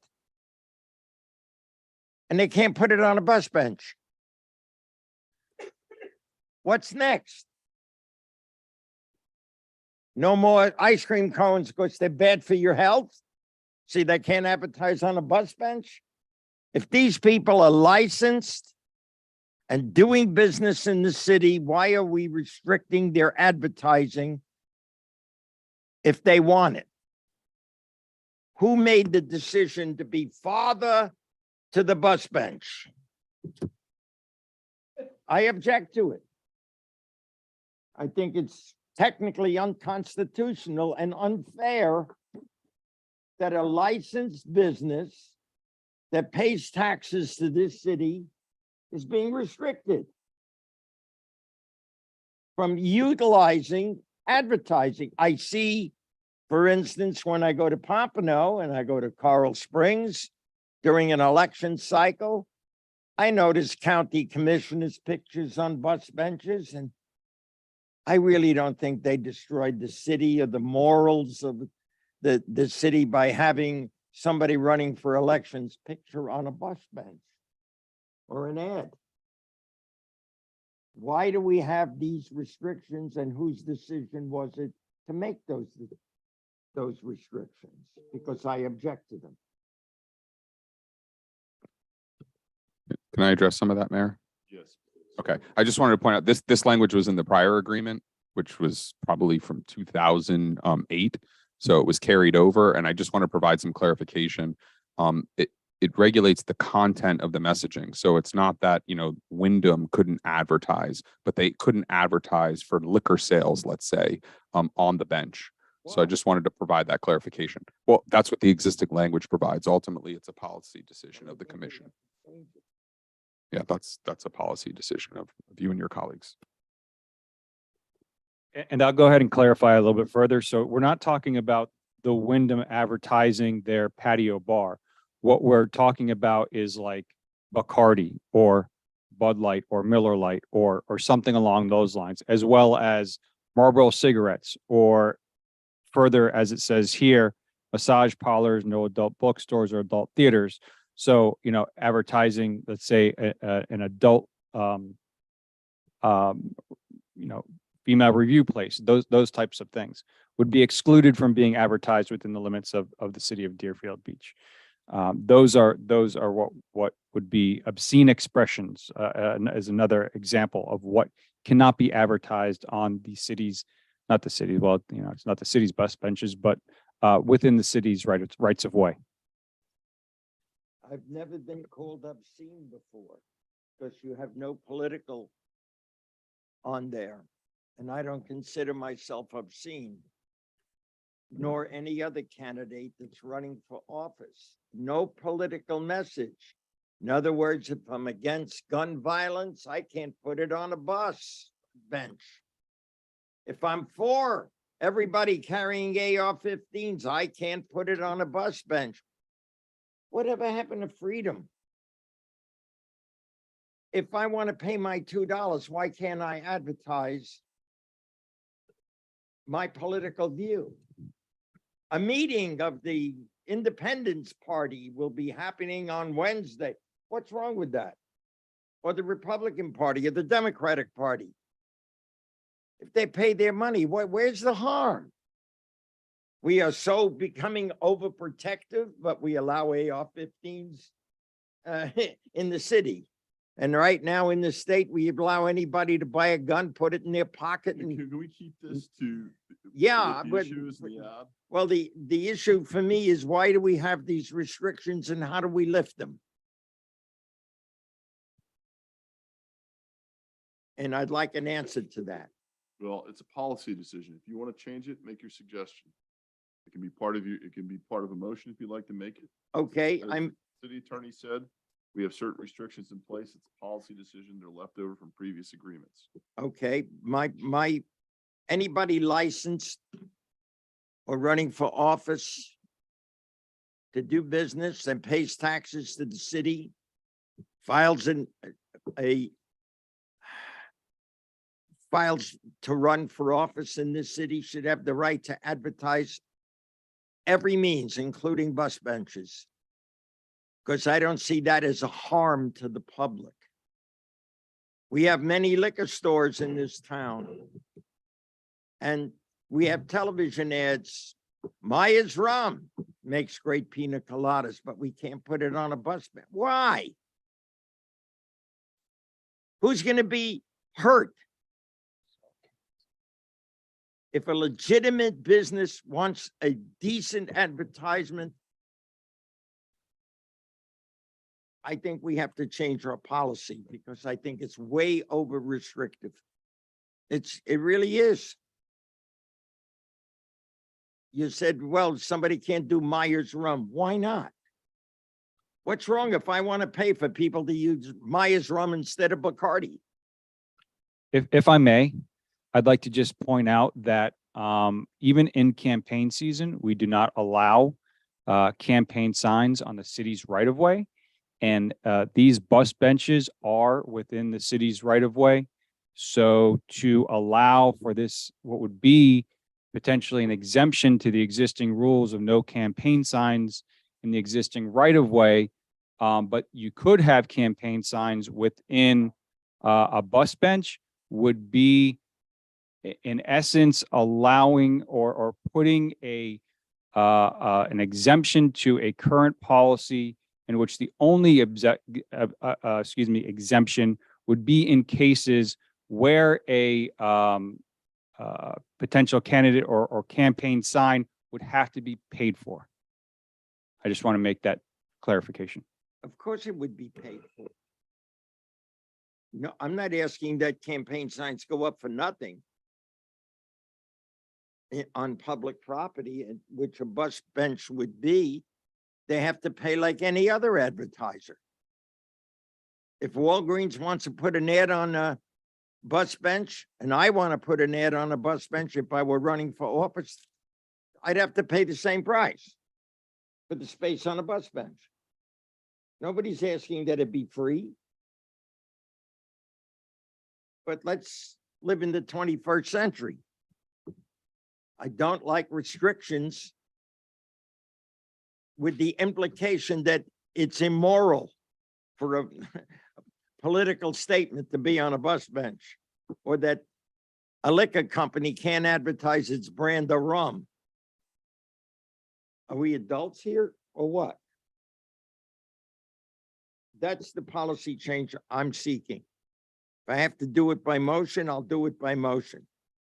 But I think we're being over restrictive for no reason. And if we open up the field, more money will be raised because there'll be more competition for the spaces. And when that happens, the price goes up. The city benefits and the Kiwanis benefits. Okay. So are you in favor of the agreement as it stands with 5 years and the 2? Or are you against that? No, I'm in favor of it, Okay. but without the restrictions that Okay, we we'll treat place that as on a it. separate issue. We can wait, and Okay. see if you want to make a motion, but I just want to see if we can kind of tie that up a little bit. Commissioner Preston? Thank you, Mayor. It's important that we remember that in anywhere you go in this country, there are governing bodies that tell us things that we can and we cannot do. That's just the way that it is in the United States of America. And it's for the greater good of everybody. When you use things like when you say that we have freedom of speech, people will say that. Well, I'll tell you what, go in a crowded movie theater and yell fire. See what happens then. Okay? You're going to go to jail. So no matter where you go, there are bodies of government that is in place. And they're in place for us to make decisions because that's what we're up here for, things that come before us. And we are obligated to look at it from many different ways and make the best decision for what we think is the greater good for most of the people in the residents of Deerfield Beach. You know, my colleague was talking about, he's not for the 15-year contract. And, you know, you got to remember that this proposal that is being made was made before. The Kiwanis is not coming in front of us with something new. This has happened before and it had no problems. There was no issues. There was no issues, none whatsoever. And when we say, if we were to do this, for those that might be listening, that everybody now is going to want to come and have the same contract, but that's why we sit here. There are people that come up before us and say, hey, I want this. And in fact, I just talked to a business person the other day that was denied something. And another person that I was talking to was saying that there was a fence variance that they were looking for, that they're going through all kinds of problems with. But guess what? That's why we're here, to be able to look at the problems, analyze those problems, and sometimes for people who are making a request, in this situation, you're okay. In this situation, you're not okay. We don't have to say that, oh, because we do this for Kiwanis, everybody's going to come to us, and then we're obligated to give to them what we give to Kiwanis. Could you imagine? It doesn't work like that. And I will tell you, the 15-year, why is it renewable? For this reason. That 15-year contract provides security for Kiwanis vendors when they're talking to them. Say, we can do this for this amount of time. And as I said, there was when they had this before, there was no issues. They're just simply coming back to say, what we were doing, we'd like to continue to do that. And I'm in full support of that because of what they have provided for this community. Never a problem, not one single problem. Not one single problem has Kiwanis ever brought. And I think that they didn't just come up with a 15-year renewable contract. What does that do? And if you analyze it, it's going to probably say that, we have security in that. And that way they'll probably end up having a better business relationship with people who are providing money that comes back to the city that ultimately help people. So if people come and ask, because there are definitely people gonna come in and say to us, hey, I'd like to have that variance. No, you can't, but you can for whatever the reason may be. And that's why we sit up here to analyze. And I've looked at this and I think that what Kiwanis has put in front of us is fine. I'm in total support for it. All right. I had a discussion with Mr. Sullivan today regarding this, and my concern was similar along the lines of what Commissioner Grosky's brought up. I thought maybe you go with a 3-year contract and then renewing every 3 years from there, knowing that whatever is in place, the city has the right to terminate at any point. Now, we also know that the right to do, because we have the right, doesn't necessarily make it an easy thing to do. I don't like tying up a commission's hands for 15 years, even though we're not technically doing that. The ease in which it is to make a change isn't necessarily there. To Commissioner Preston's point, yes, we have the right to make the rules as for this a little bit different in these situations and treat it on a case-by-case basis, certainly. The point that Mr. Sullivan made to me is that anything below 3 years, it might take them, and then they just had to do some major changes to make all the benches ADA compliant. It might take them 3 years worth of revenue to make back up their money for any changes they have to make before Kiwanis starts seeing the kind of numbers that they've been used to seeing. That could happen. So 5 years seems to make sense for me. I would cut the automatic renewals down and let it be relooked at after 5 years. That's what I would be inclined to do. As far as the limits, as far as what can be put on there, here's what I'll say, and this is why government, in my opinion, cannot be run like a business, nor should it. It's because not everything that is profitable is of social value, and not everything of social value is profitable. Pornography, gambling, different things like that. I think some people would say that there's questionable social value there. Are they profitable? I think it's proven that they are. But libraries, parks, fire departments, police departments, those have great social value and they're never going to be profitable. That's why you can't run it that way. These are city bus benches. Okay. We've seen all the shenanigans that go on whenever there's an election that everybody claims that somebody got favoritism or the other. These are city bus benches. We're voting on who's getting the contract. And the next election, somebody up here might have their name on that bench. An opponent's going to look at that and say that the elected official up there got an unfair, somehow they got some unfair advantage because now they get to have the bus benches. That just opens up a headache for the city of Deerfield Beach. So let's put that aside, even if whether you want to or not. You take that away from it. Having, let's say Bacardi says their new rum is, let's get bombed. That's their big slogan. Is that what we want to have on our park bench? I would say no. And I've seen some really stupid things. We are in a time and age where there is a lot of stupid marketing out there, and there are a lot of statements that can be put on there. These are city of Deerfield Beach park benches, bus benches. There was someone that suggested we put advertising in the city of Deerfield Beach work vehicles years ago. Why don't we do that? How great is that going to look? That's going to say, let's go down to Jiggles right on the side of our bus benches. No, there has to be some restrictions. I don't think the restrictions are so strong that it limits and ties Kiwanis's hands for making a profit on this. If it was, I think Mr. Sullivan and the organization would say, we feel this is too restrictive. And Mr. Sullivan, I'm going to put you on the spot. Do you feel the restrictions that the city have put in place are reasonable, or are they too restrictive? And if you don't mind coming to the podium to answer that question, I apologize. No, you know what? We've all read through the restrictions, and like the city manager said, that they have been in place for the whole time. we think that they're fair. And again, our organization is all about supporting children. So we don't want our name on anything that might be construed as being out of the norm, because there's nothing that the Kiwanis does that's out of the norm. Thank you. Thank you.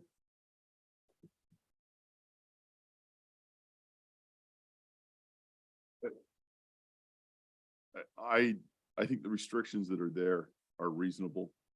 I think they need to be there for a reason, protect Kiwanis, protect ourselves. And I don't want that to reflect poorly in the city of Deerfield Beach or Kiwanis. I think they feel the same way. So I'm fine with the restrictions that are there. I would look to limit this from going to 15 years and any sort of variance that could be done on that. That would be my suggestion.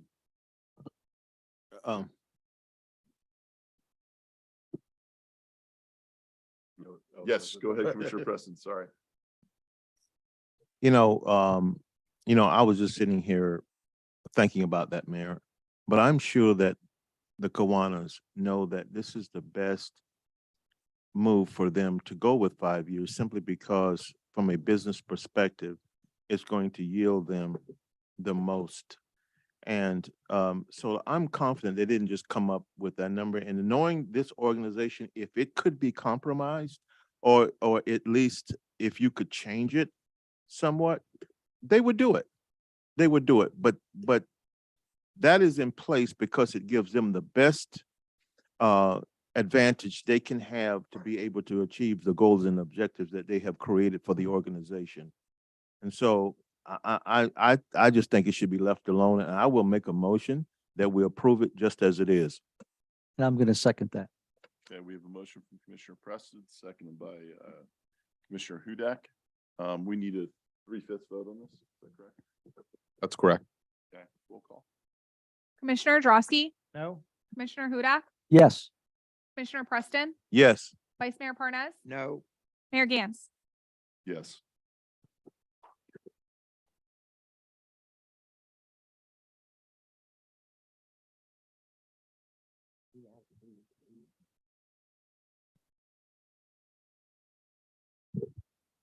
Okay, we are now at item 22.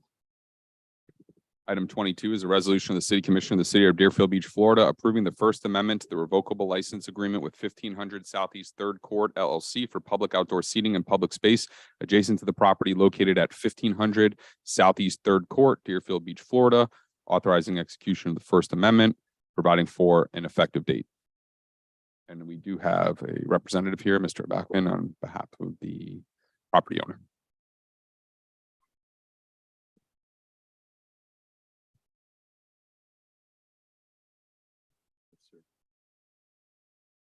Good evening, Mayor, Vice Mayor, Commissioners, Scott Bachman on behalf of the applicant. So if I'll tell you when to click. Perfect, thank you. Thank you for the consideration of moving us up. Very happy to be here this evening. Actually incredibly excited to be putting the finishing touches on the Cove Brewery that this commission actually approved back in 2019. I think some of you were sitting up here, some of you were not.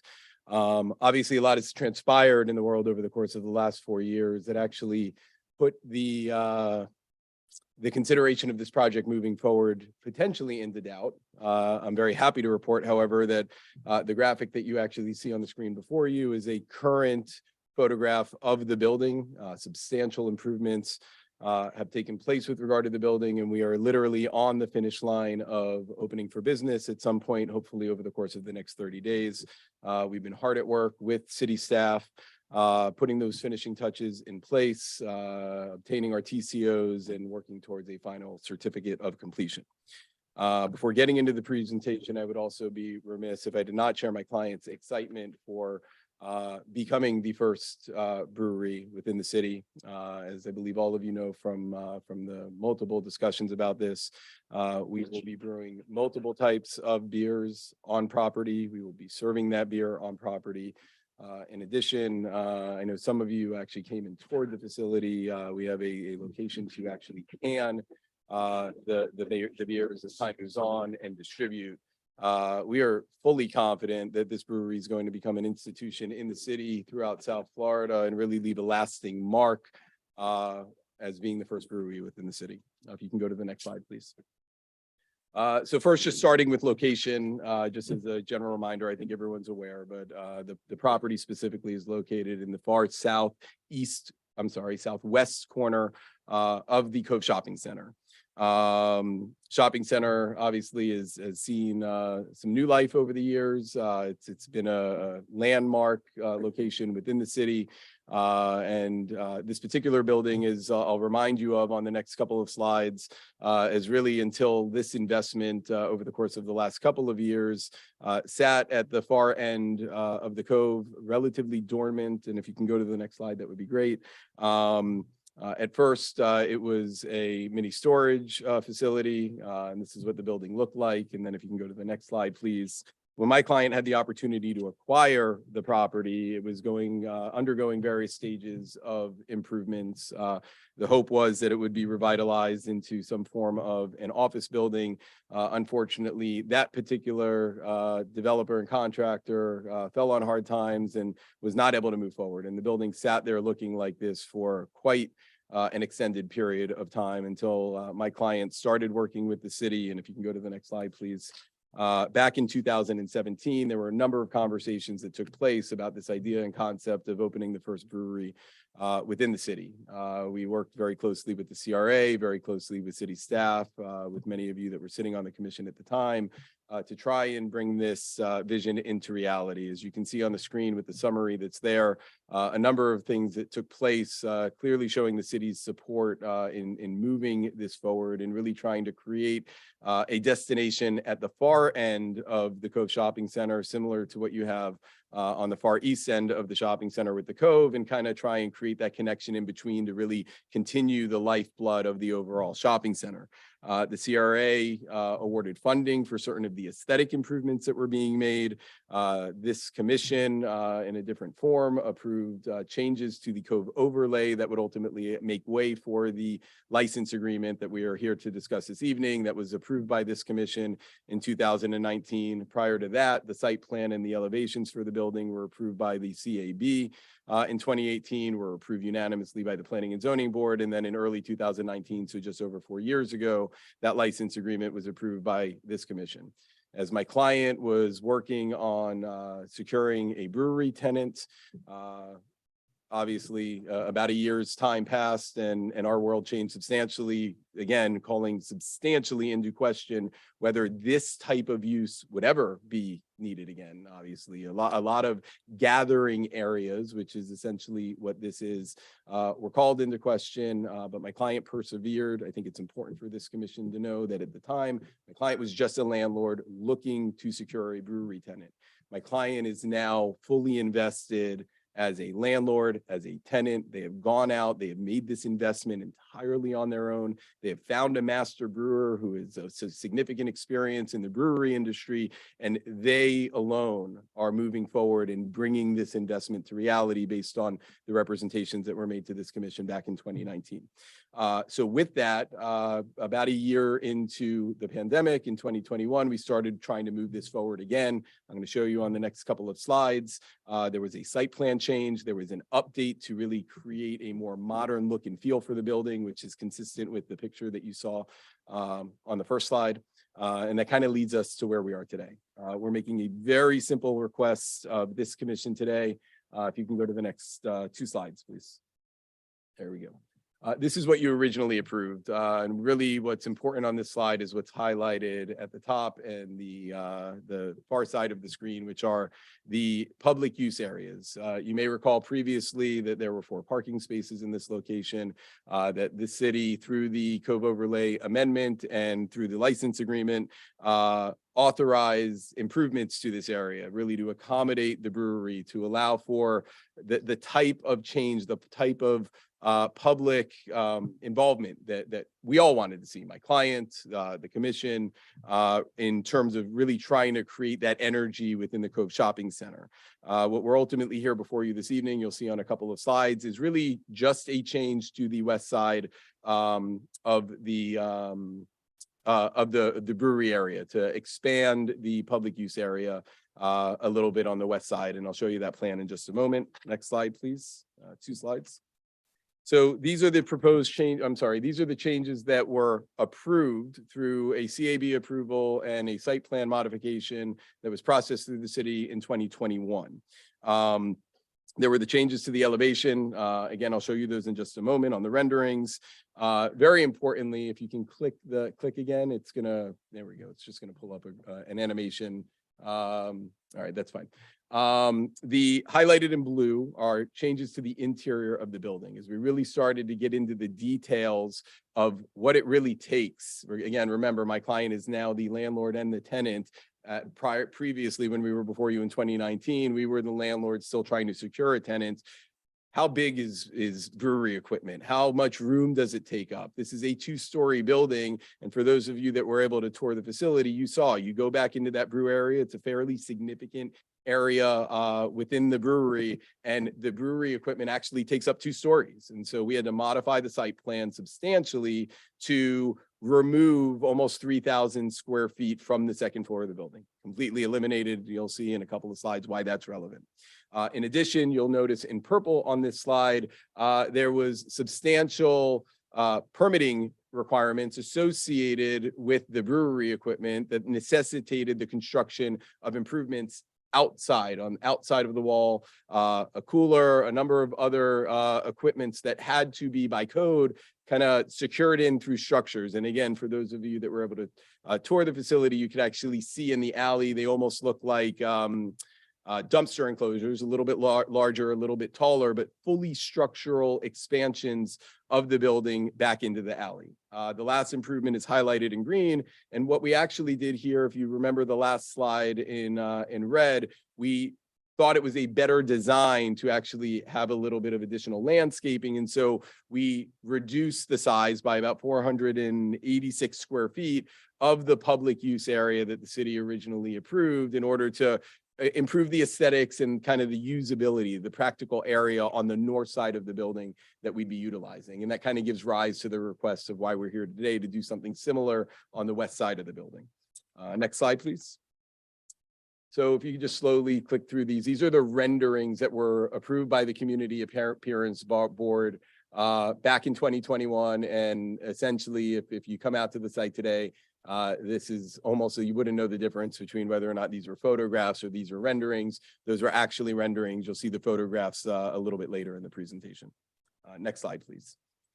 So this slide talks about that reduction in square footage. There was square footage taken out of the second floor for the brewery equipment. There was also some additional square footage to make way for some of the walkway that is on the second floor. Those will primarily likely be office areas or maybe an aerobic studio, something along those lines. Next slide, please. And this is where it becomes very relevant, is that actually that reduction in square footage and the change in use actually resulted in a significant reduction in parking demand for this project. And we understand parking is very sensitive in the Cove. It was the last time that we were here as well. And so although there's still parking demand obviously associated with this proposed use, it was reduced by 33 parking spaces as part of the site plan that was approved through the city in 2021. So I think obviously that's a very relevant consideration for the commission. Next slide, please. So why we're here today, next slide should show so this is the site plan. I believe it's been fully reviewed by your planning and zoning division. Pending the outcome of this evening's meeting, could potentially be approved. If you can go to the next slide. This is a side-by-side comparison on the left of what was originally approved. This was an outside space. This is part of the original license agreement. What we are proposing to do essentially is modify the exhibit on the license agreement and replace it with the slide on the right-hand side. You can go to the next slide, maybe 2 more slides. 1 more. Perfect. So what this slide shows is a number of different things. It shows all of the public use area. The area in red on the left side or the west side is the area in addition to what's within our property line that the city approved as part of the license agreement. We are requesting the area in purple, which is an expansion of, I think, 512 square feet, I believe, plus the reduction that I had mentioned earlier of about 486 square feet. So at the end of the day, based on what was approved previously, it's about a total of 19 square feet difference in total kind of public space outside use area.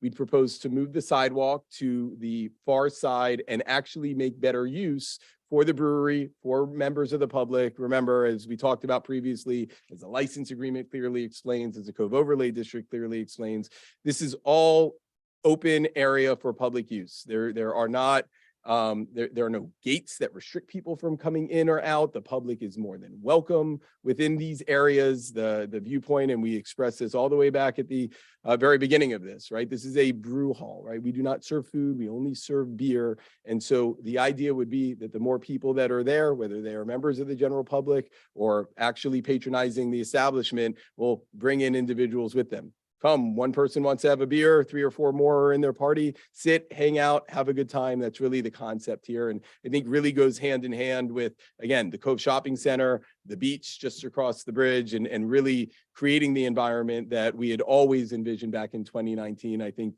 the city shared that vision. Next slide, please. I'm sorry, if you can go back to that side. The last item I actually wanted to mention, you'll notice on the bottom or south side of the screen, for vehicles. In an earlier version of this, there was an identification as part of our 2009 approval that if requested by the city, we could accommodate the 4 parking spaces. Obviously, through the 2021 site plan change and actually moving the brewery forward, 4 parallel parking spaces are not going to fit on the south side of the screen within my client's property. There is significant equipment back in that area. However, there are a number of openings, and again, for those of you that toured, to allow for employee parking. Employee parking spaces will still remove the need for 4 of our employees to park somewhere in the Cove Shopping Center. If you have taken a drive through that alley at all recently, you'll notice that a significant number of the buildings along that alley also have private parking for employees along the alley. And so we're basically proposing to do something similar, not anything out of the ordinary based on the way several of the other businesses utilize their private property. And lastly, and we've had this conversation with city staff, whether they were parallel or these perpendicular employee spaces, there's no sidewalk, there's no lighting, and the concept of public parking in the rear of a building along a back alley, I think several of us thought was not particularly safe, as opposed to our employees parking in this area that we can control at all times. With that, I think the next couple of slides just show you a couple of photos of the construction progress, which, as I've said, is probably 95+% complete, if not entirely complete. I think the last thing we're really waiting on is hopefully being able to make the balance of these improvements on the west side that I just presented. And I am happy to answer any questions that you all may have. Thank you, Mr. Beck. Commission, any questions?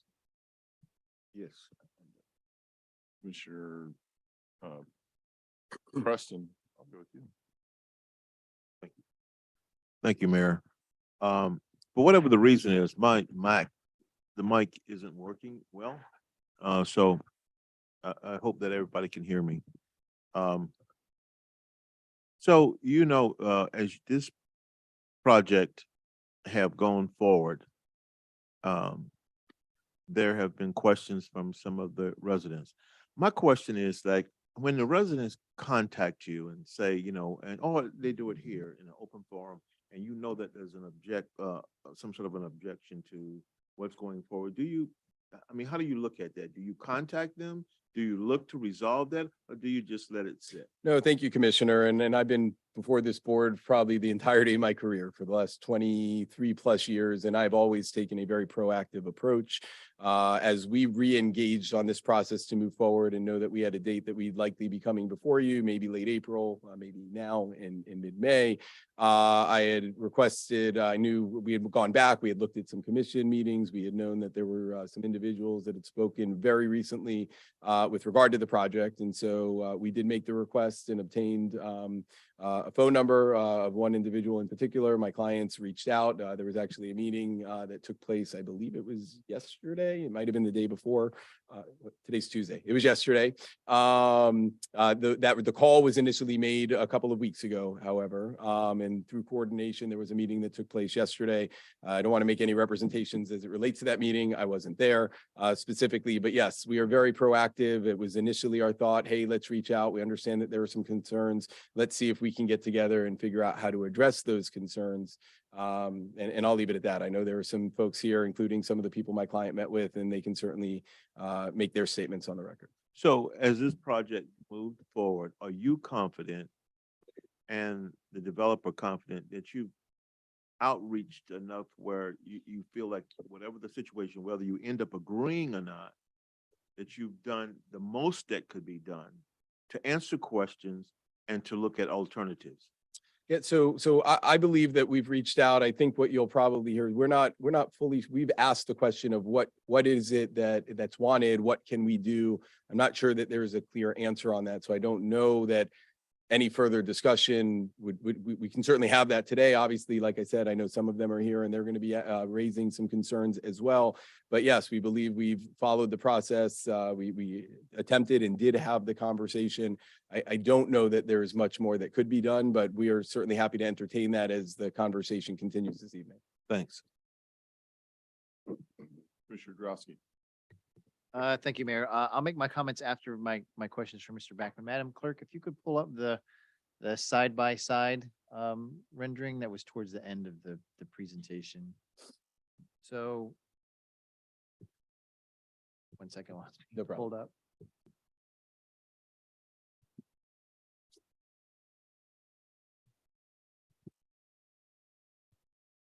You're looking for the plan, right? Yeah, the plans that were side by. I believe it's 17. That looks like it, yes. And can you just make it a little? There we go. Okay. So on the left side is what was approved originally. So the drawing you had actually at the beginning of the presentation was a little better, but I can work with this one. So I'm looking at the left picture of the original approved design. And then you have your space, which is kind of that long rectangle, I guess. And then next to that is the sidewalk. And then is the open area, I guess, correct? Under the original proposal. Correct. I think that the other thing that's important to point out on this one, and it will also be important on that, is you can see a property line that kind of runs down and almost creates the rectangle of the area in the public use area. Inside of that is my client's current property configuration. Correct. So, I mean, that's kind of an awkward, so what was originally proposed is what you asked for, but it's kind of awkward, because you get that little sliver on the west side to maintain as grass or whatever going forward. So now if I flip to the right-hand side, now that entire area is being maintained by you and used for, you still have the patio area, which is slightly larger, but you still have that larger, area out there. So I think it only makes sense to do this because if you were on site like I was and noticed it, I mean, it's kind of like a very small space that, what are you going to do with it? It's just sitting at sidewalk. I mean, it's grass. I mean, at least with this version on the right side, that just went away. There's a kind of a purpose to that whole area there. So now it kind of flows together. Now the sidewalk, instead of running in the middle, runs on the outside, on the west side, on the perimeter there. And there's a railing that separates the road from the sidewalk. So this is a long-winded way of asking a question. Now you've got more space on this right-hand picture, and you're kind of the gateway on the west side to the entrance of the Cove Shopping Center. So I see you're adding some, shrubbery in there too. I mean, we have a public art, ordinance here in the city as the gateway to the western section of the Cove. This would be an ideal spot, I think, for you to put something public art in there to kind of not only enhance the Cove, but your facility as well. I think that's a great opportunity to take advantage of that additional space. I'm gonna have another question for you too, but I mean, I know I'd mentioned that when we had met. Have you and your client had an opportunity to put any thought into that? We actually have, and I appreciate you bringing it up again. First, just to touch on you mentioning the gateway, and that's when my client became that tenant. they started really looking at this through a different set of eyes. And that's why we're back here. This really does make a lot more sense. It makes it a lot more usable. It really creates the opportunity on the west side to make it that gateway into the shopping center. Specific to your question, yes, I believe I contacted Mr. Santucci shortly after our discussion, who shared with me the city's vendor. Interestingly enough, that came up earlier during public comment. We've reached out, and I know my client is working on a mock-up of what we would propose of kind of a smaller scale version of a lifeguard stand that would say City of Deerfield Beach on one side, Cove Brewery on the other, and really kind of create almost an Instagrammable moment. The other thing that does is it again invites the public, right? Because this is all public space. It invites the public in. You don't have to come to the Cove Brewery. Come in, take a picture, hang out, have a beer, right? I mean, that's kind of the idea and the concept behind it. So yes, that is something we are exploring and intend on implementing into the west side of the project if this is approved. Yes. Okay. I know the answer to my next question, but I just want to be very clear, for the public too, because we did put in the original proposal some restrictions on, the hours that are out there and like the live music that can't go till 3 o'clock in the morning. So those same restrictions are the same under this current proposal as well, correct? We're not giving you any more than we did before. Absolutely in nothing that more. regard. And I would like to clarify that, right? It was at 8 p.m. is what was agreed upon during the discussion, and there will be no live music outside. There is not allowed to be live music outside. Your code does not allow that. At 8 p.m. if we end up putting out cornhole was discussed, the types of games that you see at a lot of other breweries, Funky Buddha, others that you may go to, all of that has to cease by 8 p.m. and that will remain the condition, correct? Okay. And the last, so now before, I just want to point out too, so it was your property, the sidewalk, and then there would have been the city's responsibility on the far west side. Now that entire area is your responsibility to maintain landscape. I think it just makes more sense that way. When you look at it on site, it's such just kind of a sliver there that, for our crew to go in and maintain that little sliver, when now it's incorporated in there, I think this makes a lot more sense, to be honest with you. And I did see the facility on the inside. I mean, we all forget, or maybe we don't, what that property looked like years ago. Your pictures at the beginning of the presentation don't do justice as to what was there. I mean, so for this facility to be there now has come a long way, and I look forward to you being around in Deerfield Beach for a long time. Thank you. Thank you.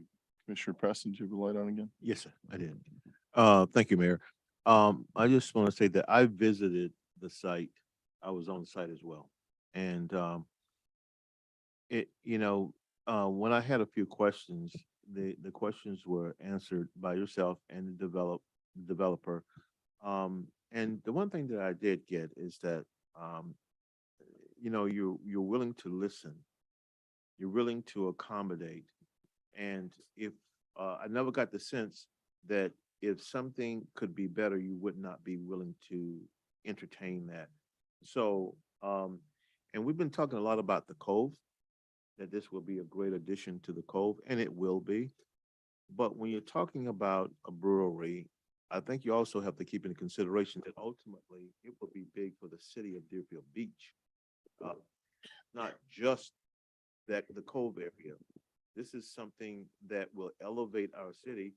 And I think that it would be, a great thing for us. But I also can tell you that as this continues and goes forward, the developer yourself will have the responsibility to listen to the residents, especially the people in that area, people that will be living next to it, because you can build something and you can go away, but whatever is built is left there in perpetuity.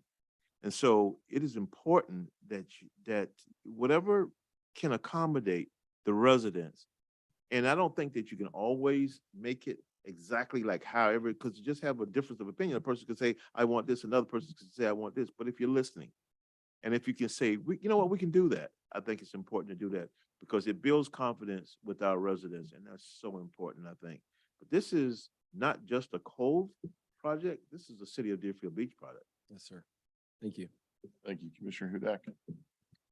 I too went on out there and I was absolutely amazed at the size of the brewery itself and how it takes up the entire back of that building.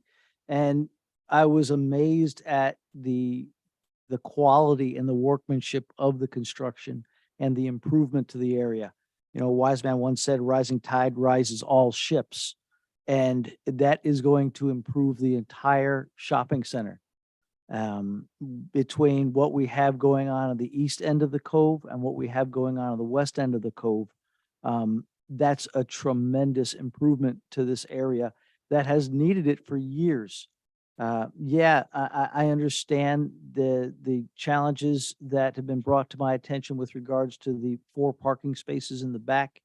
But when I visited the facility and realized the additional equipment that needs, and also what that back alley looks like, I don't know that I'd want to park my vehicle back there. So I am in full favor of this. I think it is responsible. I think it is bringing improvement to that area. And I'm extremely excited about the developer, the tenant, and the brewer opening up, because that building has stood there for years, just being an eyesore. And that's all I wanted to say. Thank you, Commissioner Hudak. I'm going to open it up to the public right now. Is there anyone from the public that care to comment on this item?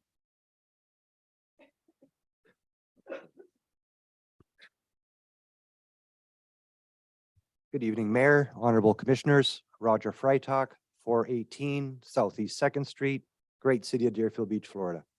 I had the pleasure of touring the brewery yesterday. Like Michael said, I'm very, very excited. I think it's a fantastic addition to the city. I'm very happy for the new people who are taking over, and I hope that in the future I'll be able to go there and have a cold beer and enjoy myself. I'm also pleased to find out that the public area is public and is for everyone. So if I should be at Patricia's and take a takeout meal and I don't want to sit in there because it's too busy, I can go to this place and sit down and eat my meal. The only issue I have with the entire project as it's gone forward is the following. The city did the right thing in giving up those 4 spaces. I recently just read that the CRA donated $207,000, if I'm not mistaken, to help the new people who are taking over. So I just want to clarify things. So we gave up 3 or 4 spaces, and we also gave $207,000 to help them. If that's the case, so be it. I think the same happened with Flanagan's in the S-turn, if I'm not mistaken, that the CRA helped out a little bit. And some of those tables are also supposed to be able to use for public. So going forward, I'm all in for the changes because it is going to be public space. They're going to maintain it. As far as the 4 spaces go and the $207,000 that we donated, like the city knows, and I've been educated, the city can do whatever they want with the spaces, and so be it, and I have no problem with it. Thank you very much for your time.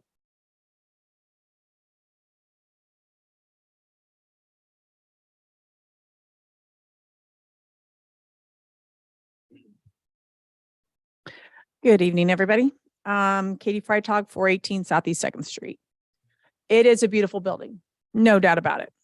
But the brewery is just another example of a builder coming in and doing whatever they wanted, knowing that if the city catches on, it'll be too late for the city to do anything to stop them.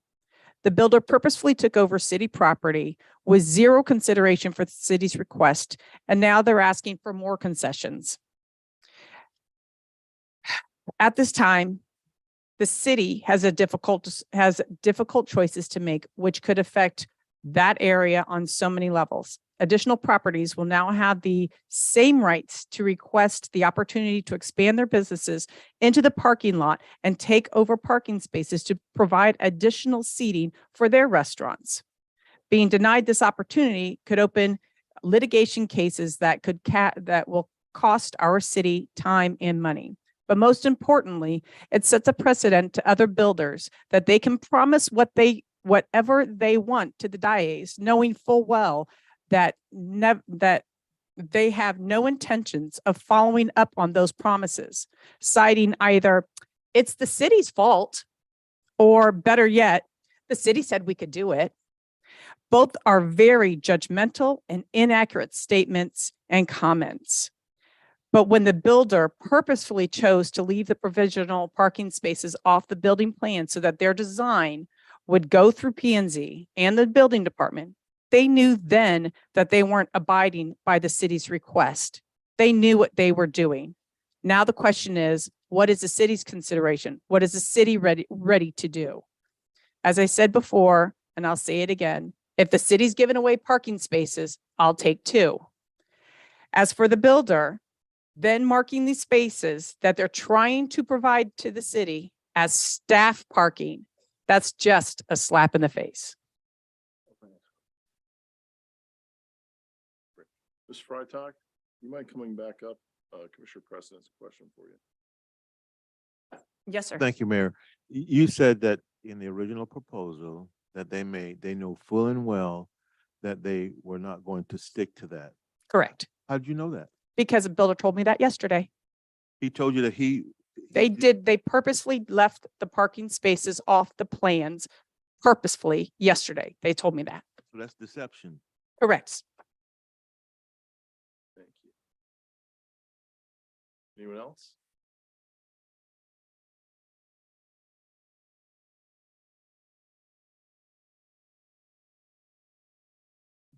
Good evening. Jordan King, 531 Southeast 3rd Place. I'm just here to say how excited I am for this Cove Brewery. Born and raised in Deerfield.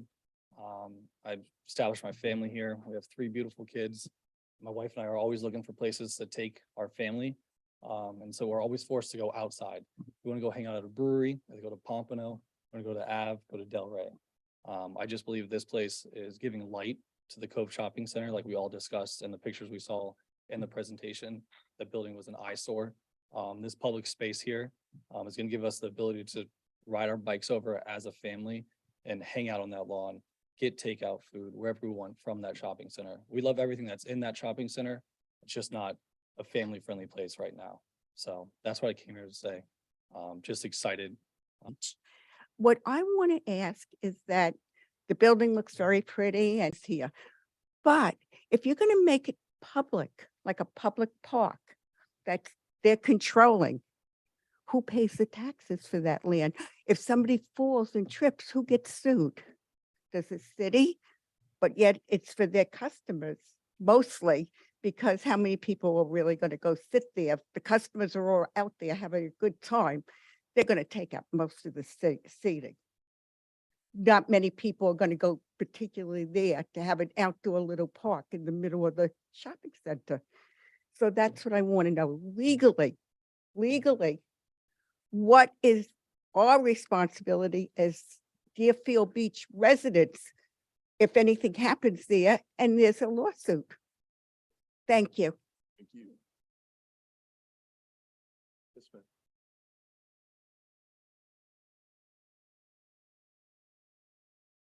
Good evening. My name is Miss Blatch, 425 Northwest First Terrace.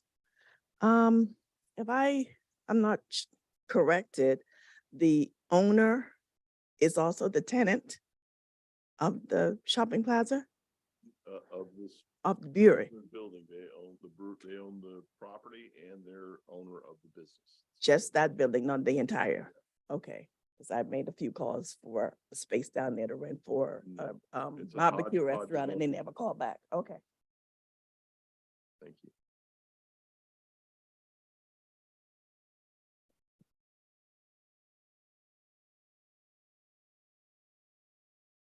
Hello, good evening. It's a pleasure to speak to you tonight. My name is Lisa Lee.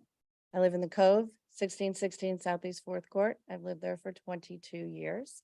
And I just want to say thank you for the presentation and the detail on the history, because I didn't have that much detail before.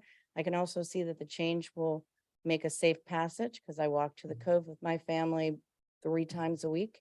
And it seems like the railing and the safer, not so crooked passage will be safe for my kids and my dogs and me and my husband. And that's what matters. Thank you.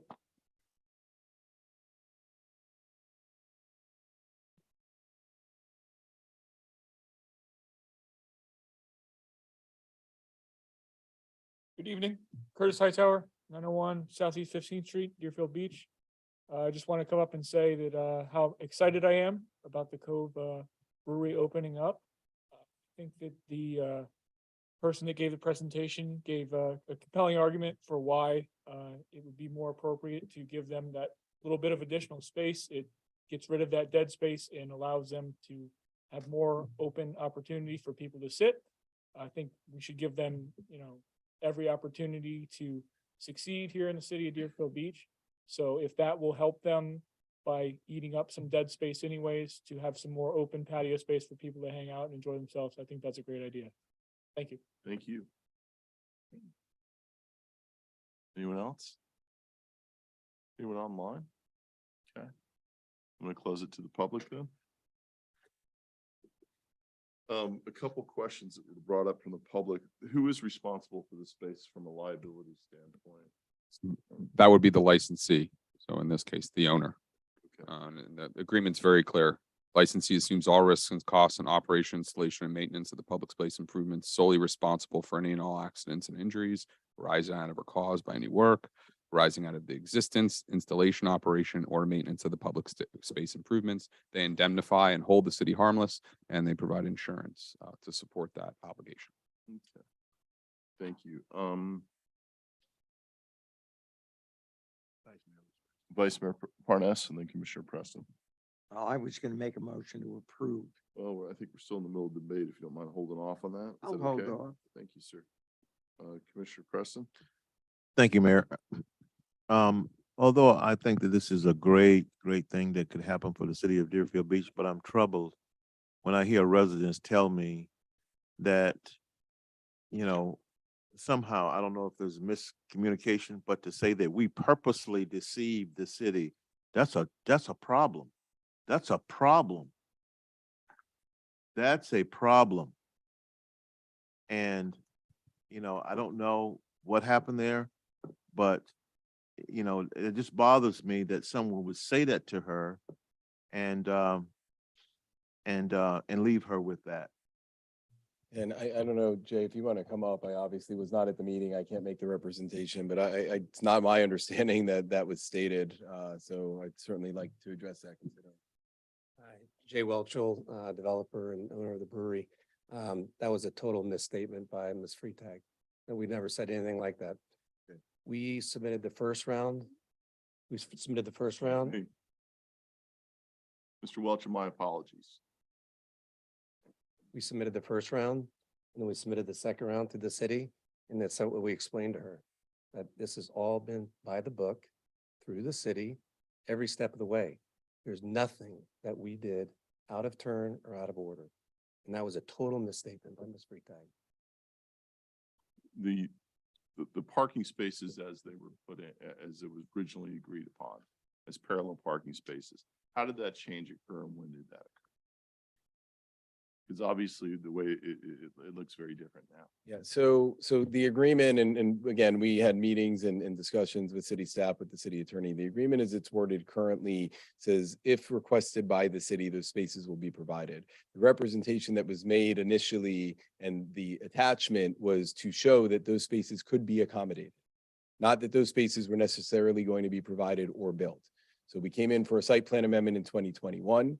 Obviously, there was the need for additional brewery equipment. And as the conversation evolved to moving forward to this meeting, and again, and I believe Mrs. Freitag and others showed up at meetings earlier this year asking questions about it. We had that conversation with city staff and indicated, again, no formal request has been made for those spaces, but the solution to that obviously would be, number one, the 33 reduction in parking demand that I had mentioned earlier, but that we can actually accommodate 4 spaces. I don't believe city staff believes that they're safe, whether parallel or the perpendicular spaces that we are now proposing, given the equipment, that we can provide 4 parking spaces, that we will identify and regulate how those spaces are used for our employees, which will remove the need for our employees to park in 4 spaces within the Cove Shopping Center. So I believe that explains it. They were shown on the plan to show that they could be accommodated if ever requested in accordance with the agreement. Thank you. Commissioner Hudak and Commissioner Drosky.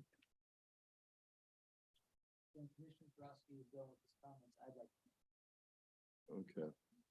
Commissioner Grosky? I thought we were. Excuse me. Excuse me. Not the forum for that.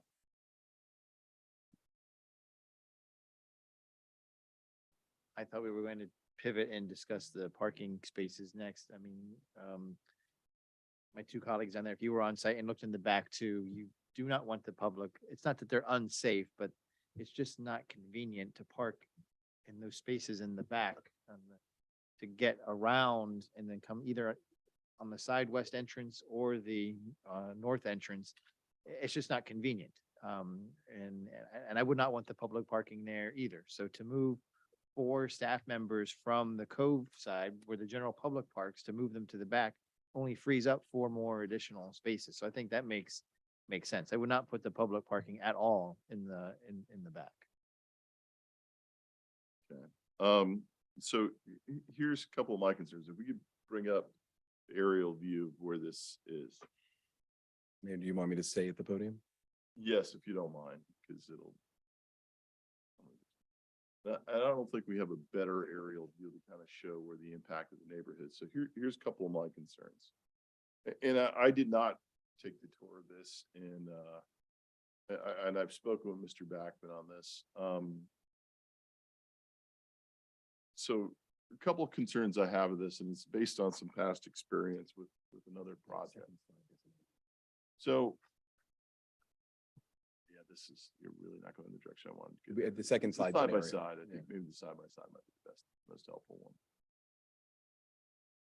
So, well, if my memory is correct, as far as the original debate regarding this, it is that, one of the reasons why we kind of cut this off so sharply there is there was concern about the noise bleeding from this in-cap unit going into the neighborhood from there. And it's very hard to see because this limits as far as what is beyond just that location there. So as we bulge out there on the right, we're going to end up having a situation where potentially some of that noise has the ability to travel down that street and create a potential noise problem. You're going from nothing there to something, people are gonna hear a little bit of noise. So I can't visually get a good idea of what that impact could be. It's only 19 Square footage from the other side, total. correct. If you're putting cornhole out there and this is a public area, I think the amount of the general public being able to use that is a little different than, it's going to be limited to some extent.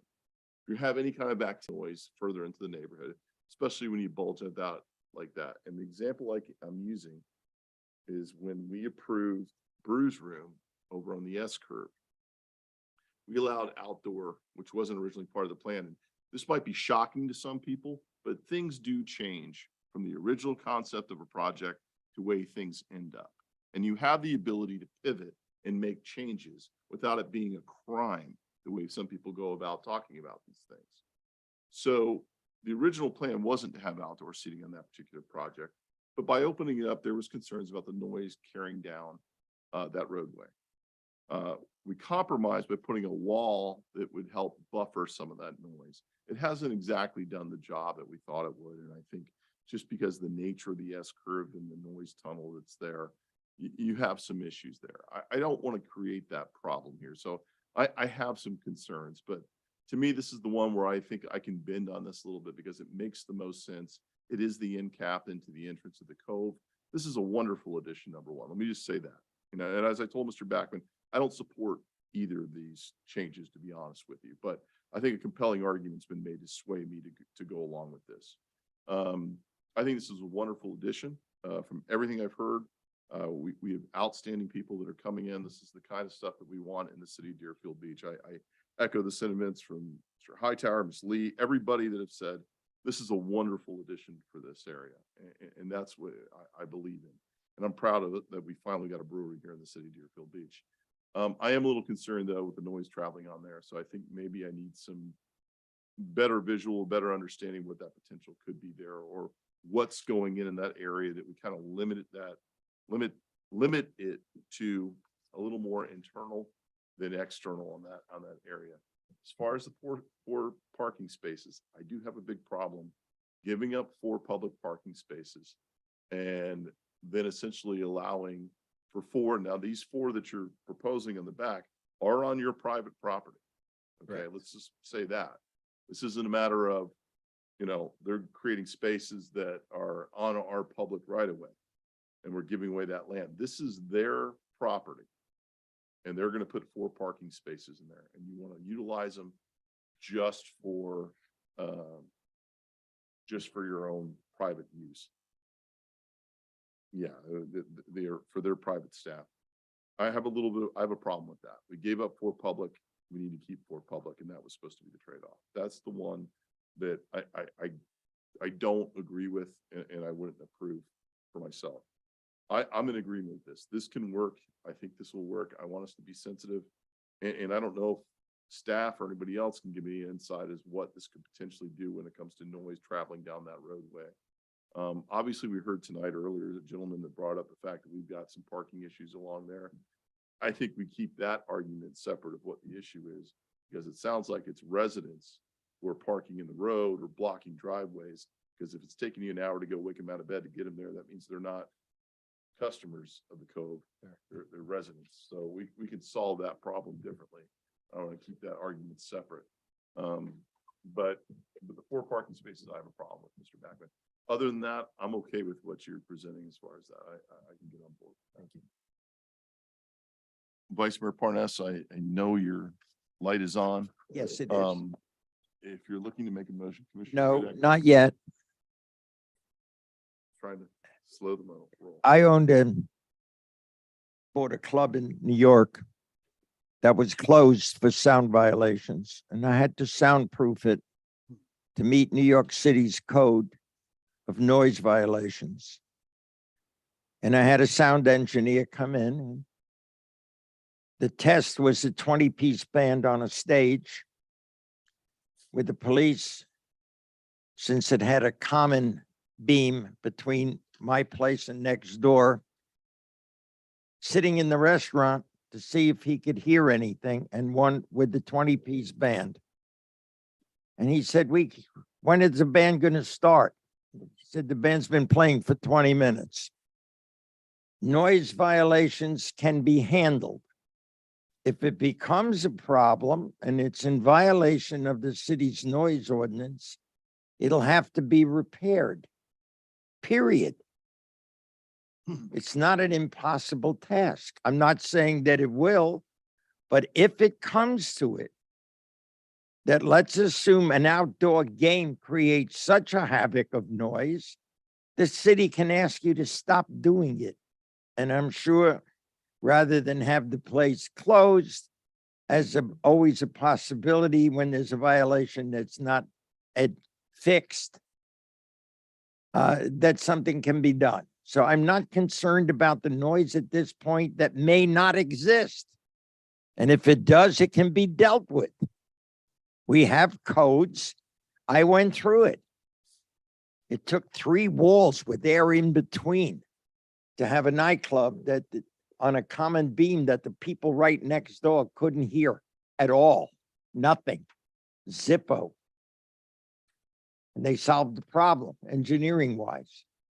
Otherwise, we couldn't open. So that doesn't bother me. I think I like the revitalization of the Cove. I've eaten at the Cove restaurant since it's been redone. I love Patricia's, the Italian place. Food is excellent, service first class. Good wine list as well. But I'm saying this is an enhancement to the neighborhood and the Cove, and it moves it up a little more upscale. And I've always felt the Cove was upscale. And over the last 30 years, there have been some not so nice changes, and now it's coming back, and I'm all for it coming back. I think this is a good addition for Deerfield and the Cove, and it'll increase its popularity. So I will support this. Commissioner Hudak, I asked before you make your motion, is it possible to look at the 2 requests separately? Is that something that messes things up for you, city attorney? when it comes to parking and the other requests. Parking, even though is not part of this, I believe. Correct. Probably would be separate.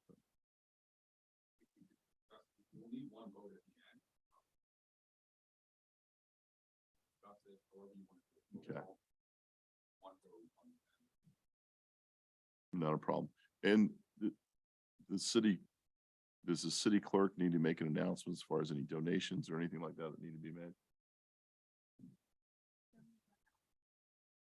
Okay. Yeah, I don't think for this, I'm sorry to interrupt if I may. This is not a typical development application where I would have to submit the normal forms. I'm happy, or you all can certainly disclose the business that we do in the city. And I was donating as well. Okay.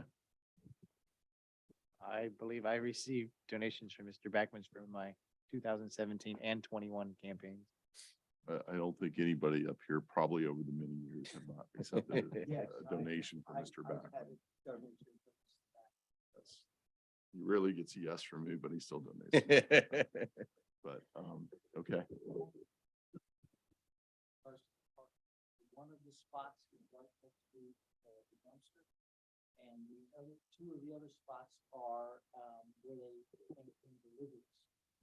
So if the trash man is coming or they're accepting deliveries, they do have to have the ability to have those cars moved.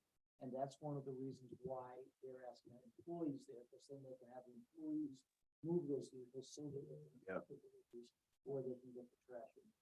So Under- they asked that. Okay. I would like to make a motion. Second. We have a motion from Commissioner Hudak, second from Commissioner Preston, almost a third second by, it's a third from Commissioner Vice Mayor Parnas. Didn't say a word. Roll call, please. Commissioner Drosky, Yes. Commissioner Hudak, Yes. Commissioner Preston, Yes. Vice Mayor Parnas. Yes. Mayor Gantz. No. Thank you very much. Thank you. Okay, we are now on item 12, consent board appointment. There's one, so I'll go ahead and read it in the record. A resolution of the City Commission of the City of Deerfield Beach, Florida, reappointing Brian Bennett as a regular member to the Planning and Zoning Board and providing for an effective date. Anyone from the public care to comment on this item? Anyone opposed to the public? Board? Motion to approve?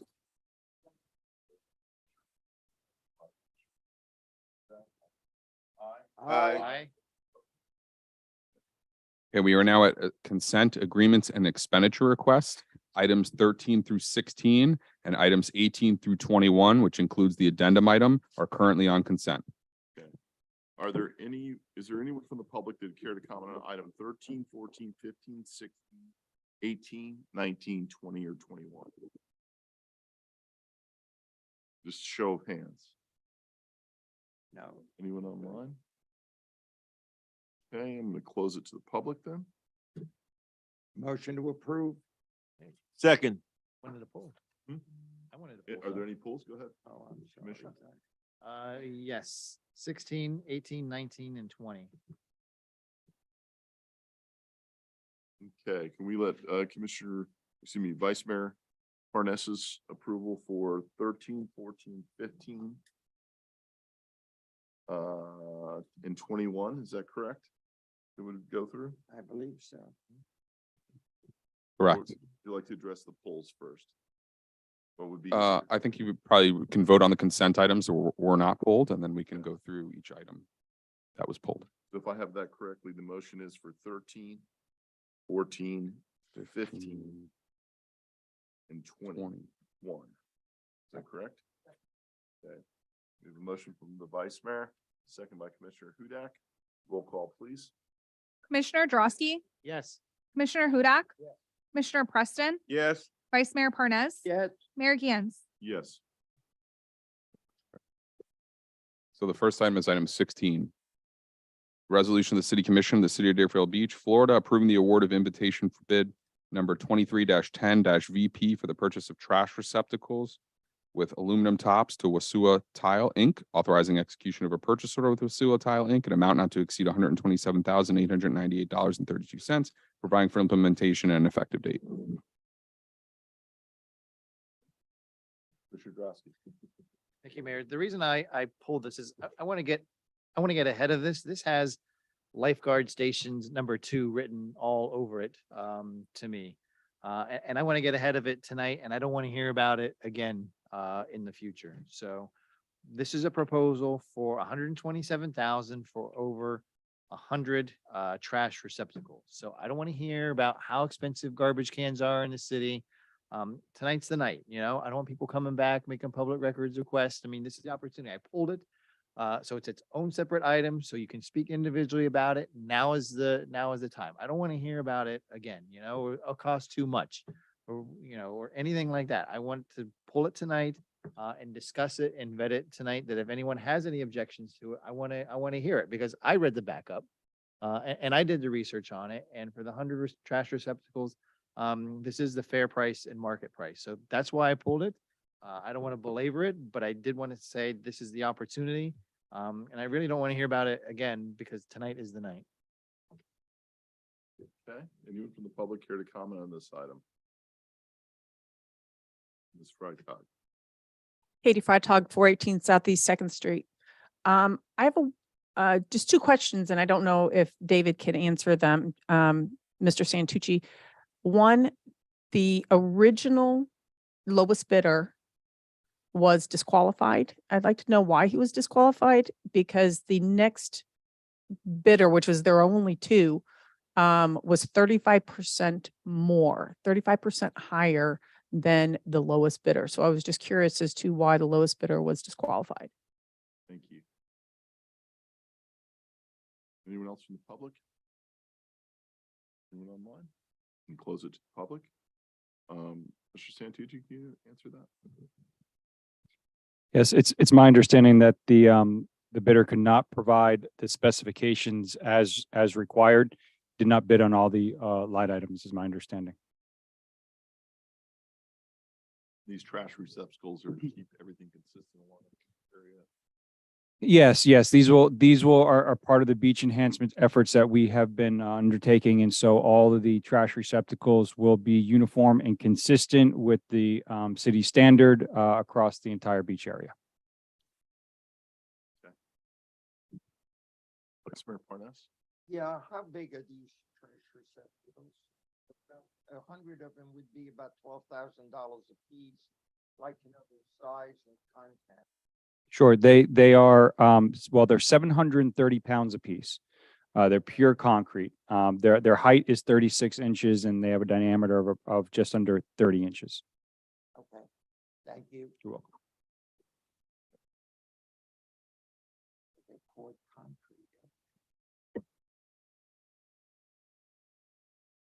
Motion to approve? Thank you. Second. We have a motion from Commissioner Drosky, seconded by Vice Mayor Parnas. We have roll call, please. Commissioner Drosky, Yes. Commissioner Hudak, Yes. Commissioner Preston, Yes. Vice Mayor Parnas, Yes. Mayor Gans. Yes.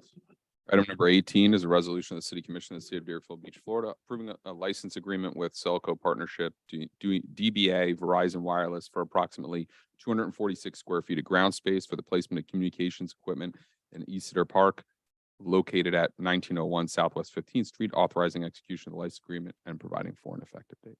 Probably, I think I said, probably not Easter, based on the mayor's face. No.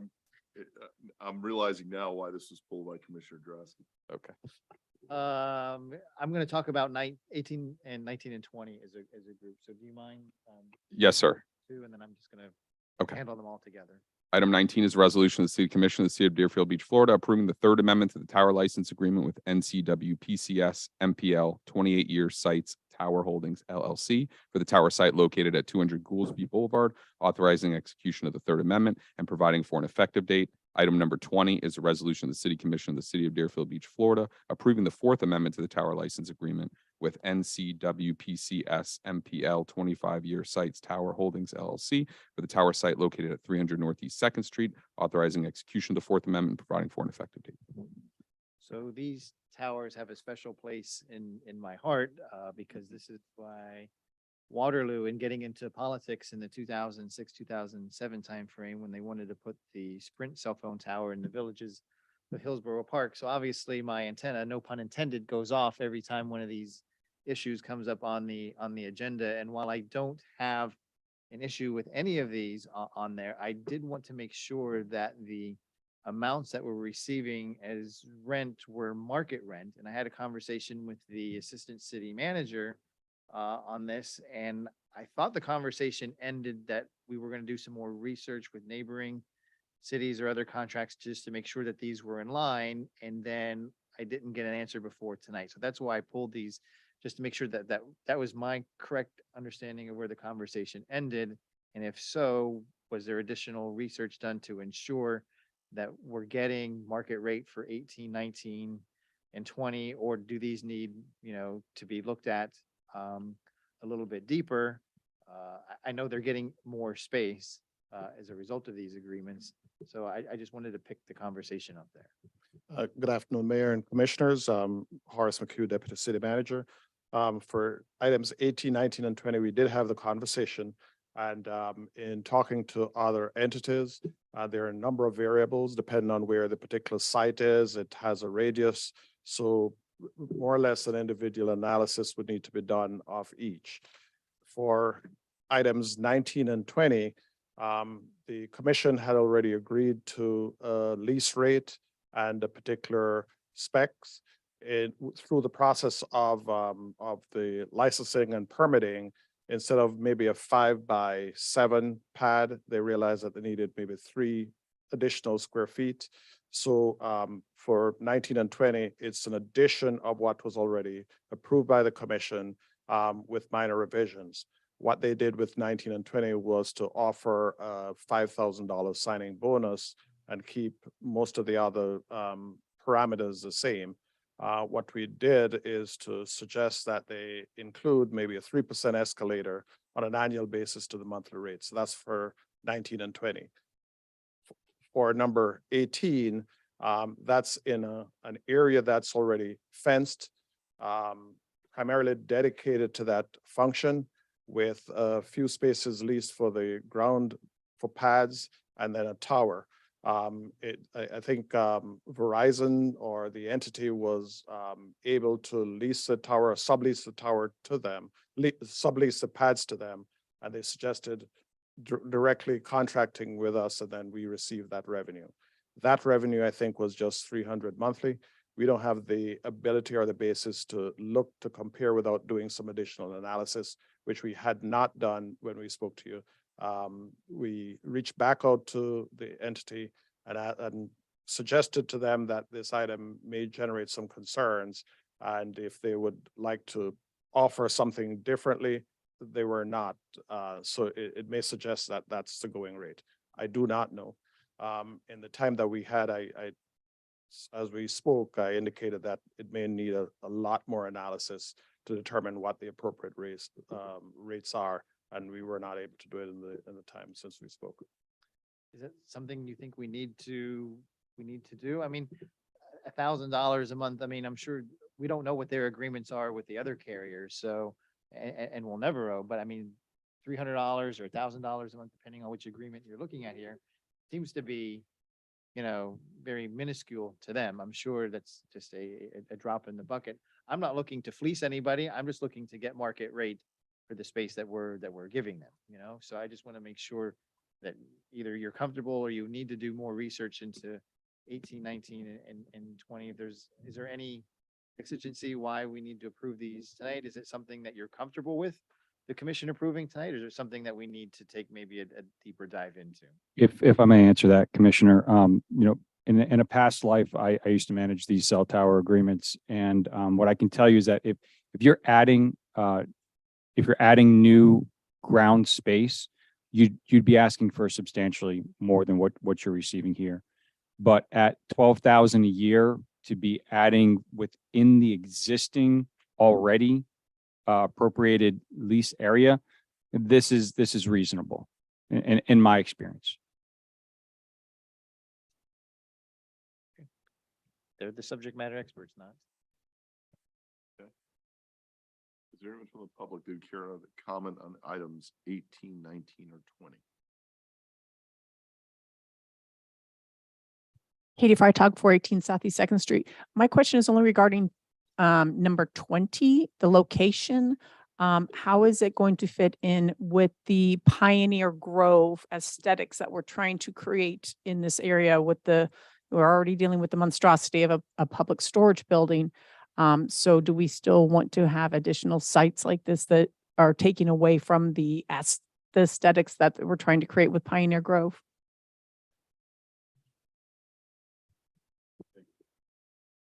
Anyone else in the public? Anyone online? We can close it to the public. Mr. Santucci, can you? Sure. I think that's a great question. And this follows the existing terms of the master contract. So should we be making modifications or want to make modifications to the Pioneer Grove area, in particular, that site, we're going to have to work with the master leasee no matter what. So this doesn't really, it's not an expansion again of the ground space. So they're working within the existing area that with or without this tenant, we're going to have to work with them on where they may go or stay, depending on what occurs with Pioneer Grove. Thank you. Okay. Would like to make a motion? Second. If we can get separate motions on each item, Sorry. because they were. Thank you. Second. Motion by Commissioner Hudak, seconded by Vice Mayor Parnas. We have roll call, please. Commissioner Drosky,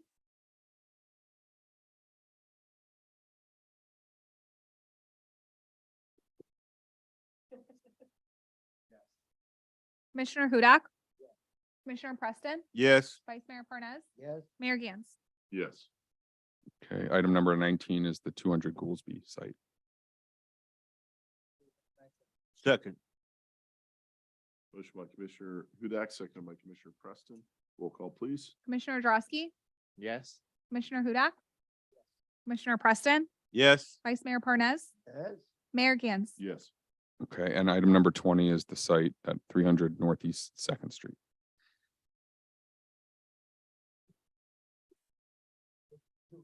Second. Motion made by Commissioner Hudak, seconded by Vice Mayor Parnas. Roll call, please. Commissioner Drosky, Yes. Commissioner Hudak, Yes. Commissioner Preston, Yes. Vice Mayor Parnas, Yes. Mayor Gans. Yes. Okay, we are now at comments by administration and legal. No comments from legal tonight. I have no comments either this evening. We are now at city commission business. Item number 23 is consideration to approve voting delegates to the 2023-2024 Board of Directors for Broward League of Cities.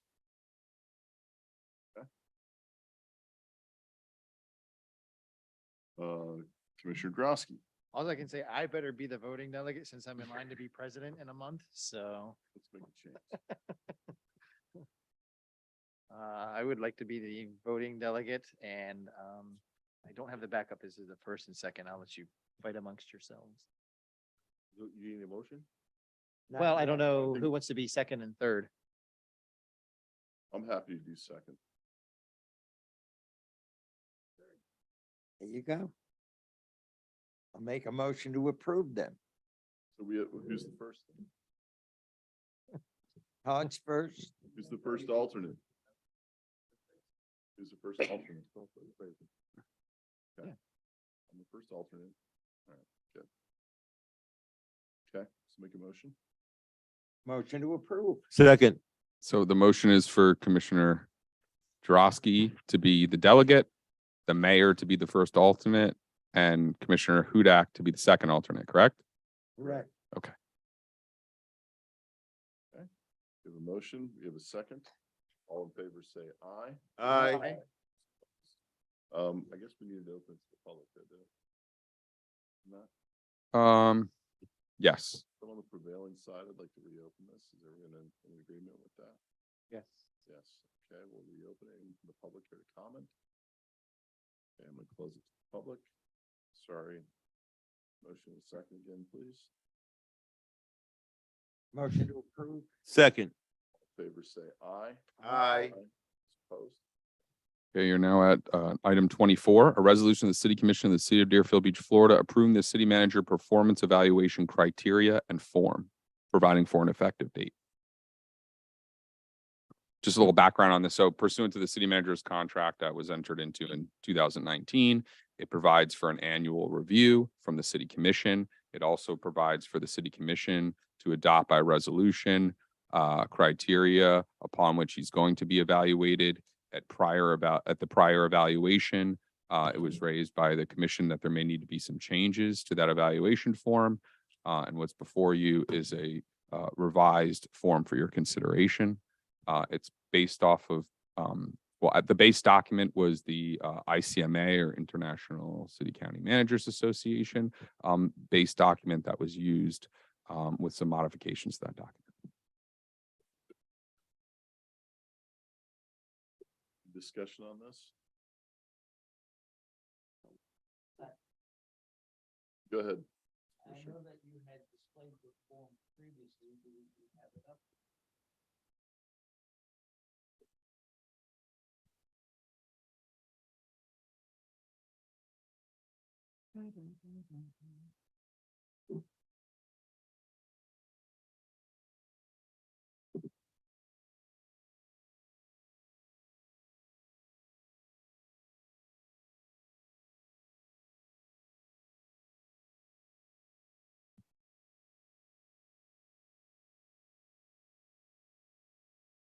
This is just a process which I think we've all been following. Hold on one more. So, I think this form is a lot easier, for us to evaluate than the previous form. I know that Anthony has worked with all of us. We all feel a lot more comfortable with. So I'm in full support of using this form, going forward. Anyone from the public who'd care to comment on this side?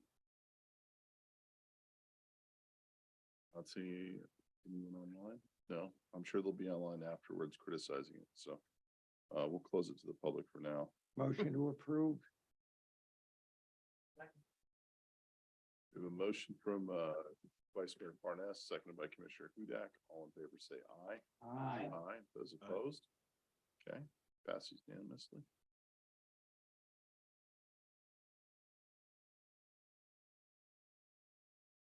We are now at comments by mayor and city commission. Thank you, Mr. Mayor. Couple things.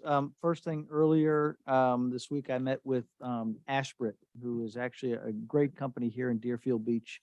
And they are responsible for debris disposal and removal. Should there be a hurricane or a natural disaster. They're great partners with the city. And they're actually working with the city should we experience the need to remove a lot of the seaweed. So the city is already in preparation for what may happen later on in the summer. So I was really glad to hear that. I knew we had professionals, but it's just nice to get hearing from the outside. I have a question about the status of the aquatic center. This has been offline for a number of months now. We've been promised that this can be open in April and then in May. And it's my understanding now that we don't even have a foreseeable time frame of when it's going to be open. So I was wondering if the city manager can give us an update on the status of the aquatic center. I actually have the consultant here who could provide a more in-depth overview and a recent update as well, if that would be okay with you, Commissioner. Greatly appreciate that.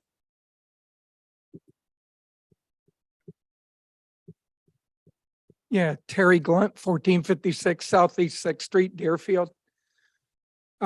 Mayor, Commissioners, I'm as sleepless over this as anybody, considering I live in District 1. My kids swam there, one lifeguarded there, and I've spent so much of my time there. We had a variance meeting last week at the state, and quite frankly, we were 100% sure we were going to pass. And to this date, we still don't even know why we didn't pass. There are precedents that suggest that it should have passed, and we would be open now for business. But moving forward, not wanting to dwell on how we got to that point, we found out there is an appeal process with the Department of Health at the state level. So the verdict is not final. There were 4 items on the agenda as far as needing a variance. We passed 3 of them and didn't get the 4th. We're a little bit shell shocked. I was not on the call or the meeting for the variance because I was outside taking care of some family issues at the time. I honestly believe the Department of Health was slapping my hand for not being at the meeting. That's the whole reason. We've recently completed 2 of the pools of the exact same design and they passed the variance without any issues. So at this point in time, to try to pull a trump card, so to speak, the ex-director of pools at the Department of Health in Tallahassee has retired and is now his own consultant, and his sole job is to help people through the variances and the appeals. We've hired him specifically to address this. He is meeting later this week with the existing director and going over exactly what it is and the reasons why. He's hoping to get an informal overturning of the verdict so that we can move forward right away. If that doesn't happen, then we'll have to go through the formal appeal process, which takes probably 2 to 3 weeks a minimum to go through that process, where we submit a package explaining our entire reasoning on how we did the design and why we did it that way. And with that package, which by the way, we've already put together just in preparation for this, they'll sit down, it gets disseminated to a lot of the board members, similar to what they have to do here when there's appeal to the commission. And they can then act on that one item again. That's where we're at. I can't give you a date. I wish I could. It's hurting me specifically because this is nobody's more familiar with this pool. So all I can do is apologize for not being at that meeting and just impress upon you that there were reasons that were out of my control for not being able to be there. So I'm going to take an active hand in making sure that it does get taken care of, because there really is no plan B without ripping up the pool and redoing it again. And to me, that's not a plan B. So you can ask me anything you want. I didn't want to go into a tremendous amount of background, but ask me anything you want and I can try to address it. If you want to have a separate conversation, you know, where I can give you some more history and detail, I can do that as well, because I know the pool services a lot of your district. Yeah, it is. It is my district. Is the pool still leaking? No, as a matter of fact, it's sitting there tremendously operating, ready for people to swim in it. I've been in it myself.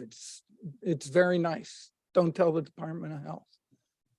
But no, it's I went in to test it. I dove, to check to make sure everything was working right. It's working perfectly, better than it probably even was when it was new.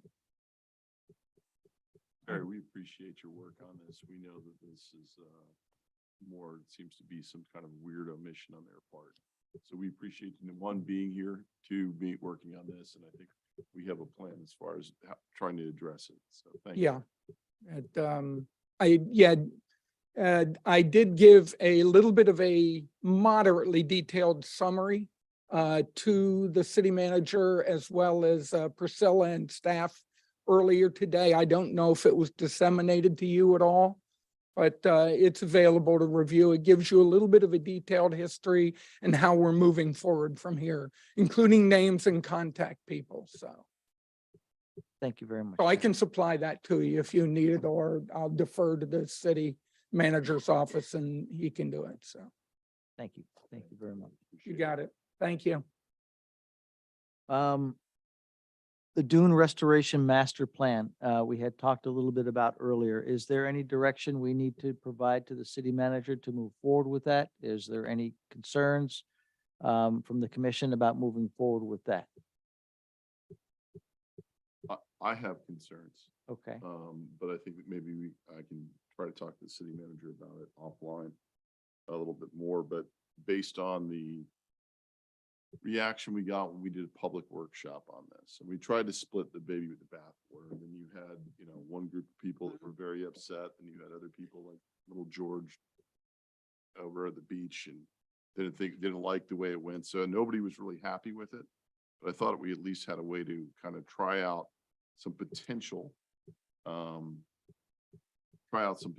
solutions that may have been less impactful, but I didn't see the presentation till tonight, Okay. so it's hard for me to make a decision without looking at that. And I Okay. hope in the future, maybe we should get these presentations sent to us before we sit up here, because I couldn't see visually what was there. That maybe if they send it to us ahead of time, that might be helpful. Yeah, no, I had requested it ahead of time, so I was able to see it. I think it's important that we really look at that. Again, this commission has looked at what's best for the city going forward, and I think once you've had some time to digest it, you'll agree that a master plan to decide on how we're going to move forward to preserve our beach is the right path. Again, Ocean Blues and Brews was brought up by Ms. Freitag is this weekend, so I hope everybody responsibly enjoys the event. Looking very, very much forward to it. That's all I have. Thank you. District 2. Thank you, Mayor. Thank you, residents. You all heard Ms. Bracy talked about the dead grass that had to be picked up that actually gonna have to be replaced. And she was 100% right. I went over there and I saw the grass when it was put down. It was beautiful. It was green. And this was a mistake. We can't allow these sort of things to happen because it's money wasted. We can do better. And I will tell you, when I talked to the city manager, he did say we will look into this and, and try to make this better. And it was a very productive conversation that we had. But the problem is that we have a whole, an entire street, asking these kind of questions becomes very, very challenging. But you have to also be confident that wherever the mistake is made, that you have people in place to be able to remedy that and fix it and not let that mistake manifest itself. I would like to thank staff for the National Day of Prayer. It was very well done. It was a great job that staff did. Really appreciate that.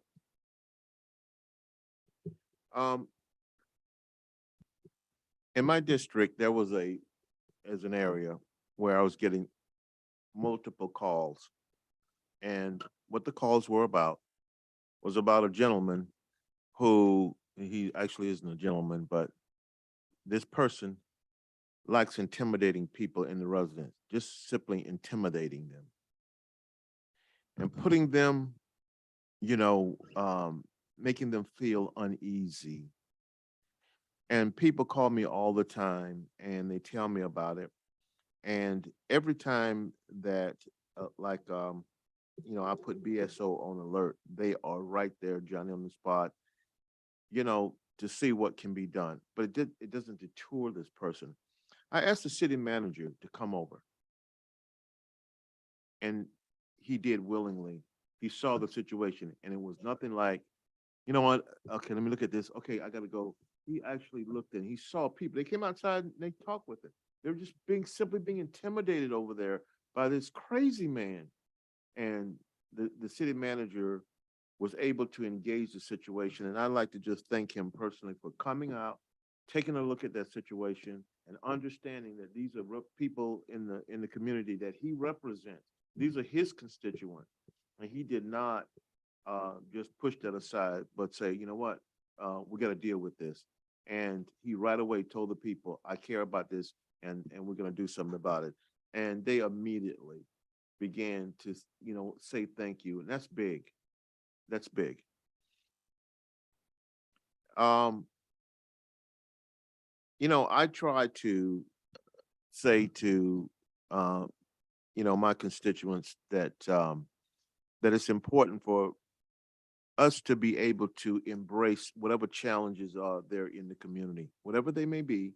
It's up to us to first do everything that we can do to eliminate the problem. And then we go to staff and say, now, can you help us? And people were calling me and telling me, there is things in the area, mattress or whatever it may be, just sitting out there. And they say, we want our area clean too. And when I go to staff, there is so much bureaucracy in place.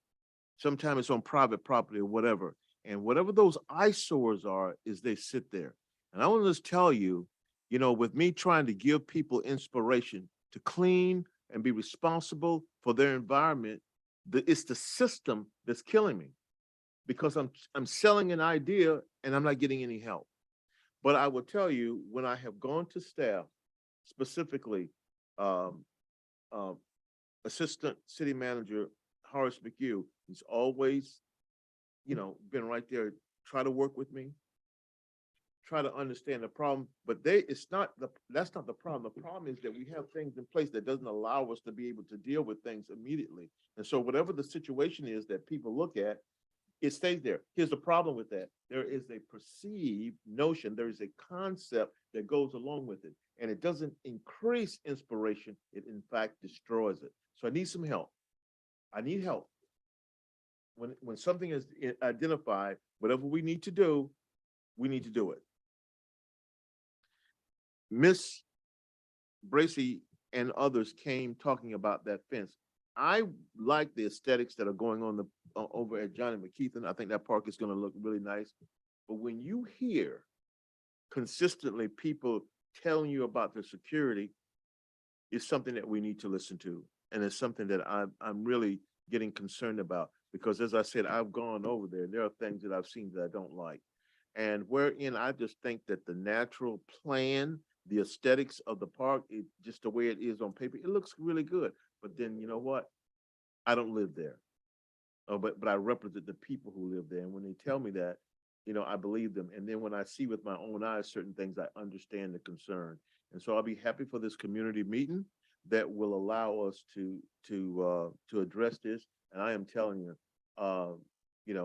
unless somebody convinces me otherwise, that fence may need to go back up.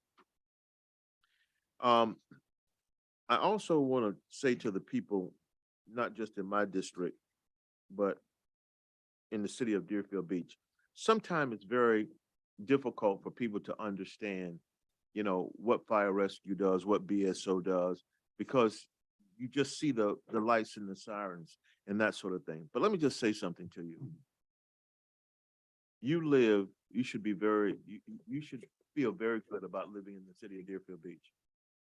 There are some bad people that have come to our city, and let me tell you, just like they come, they're being eliminated by BSO. And you know why? Because they got their eyes on what's going on.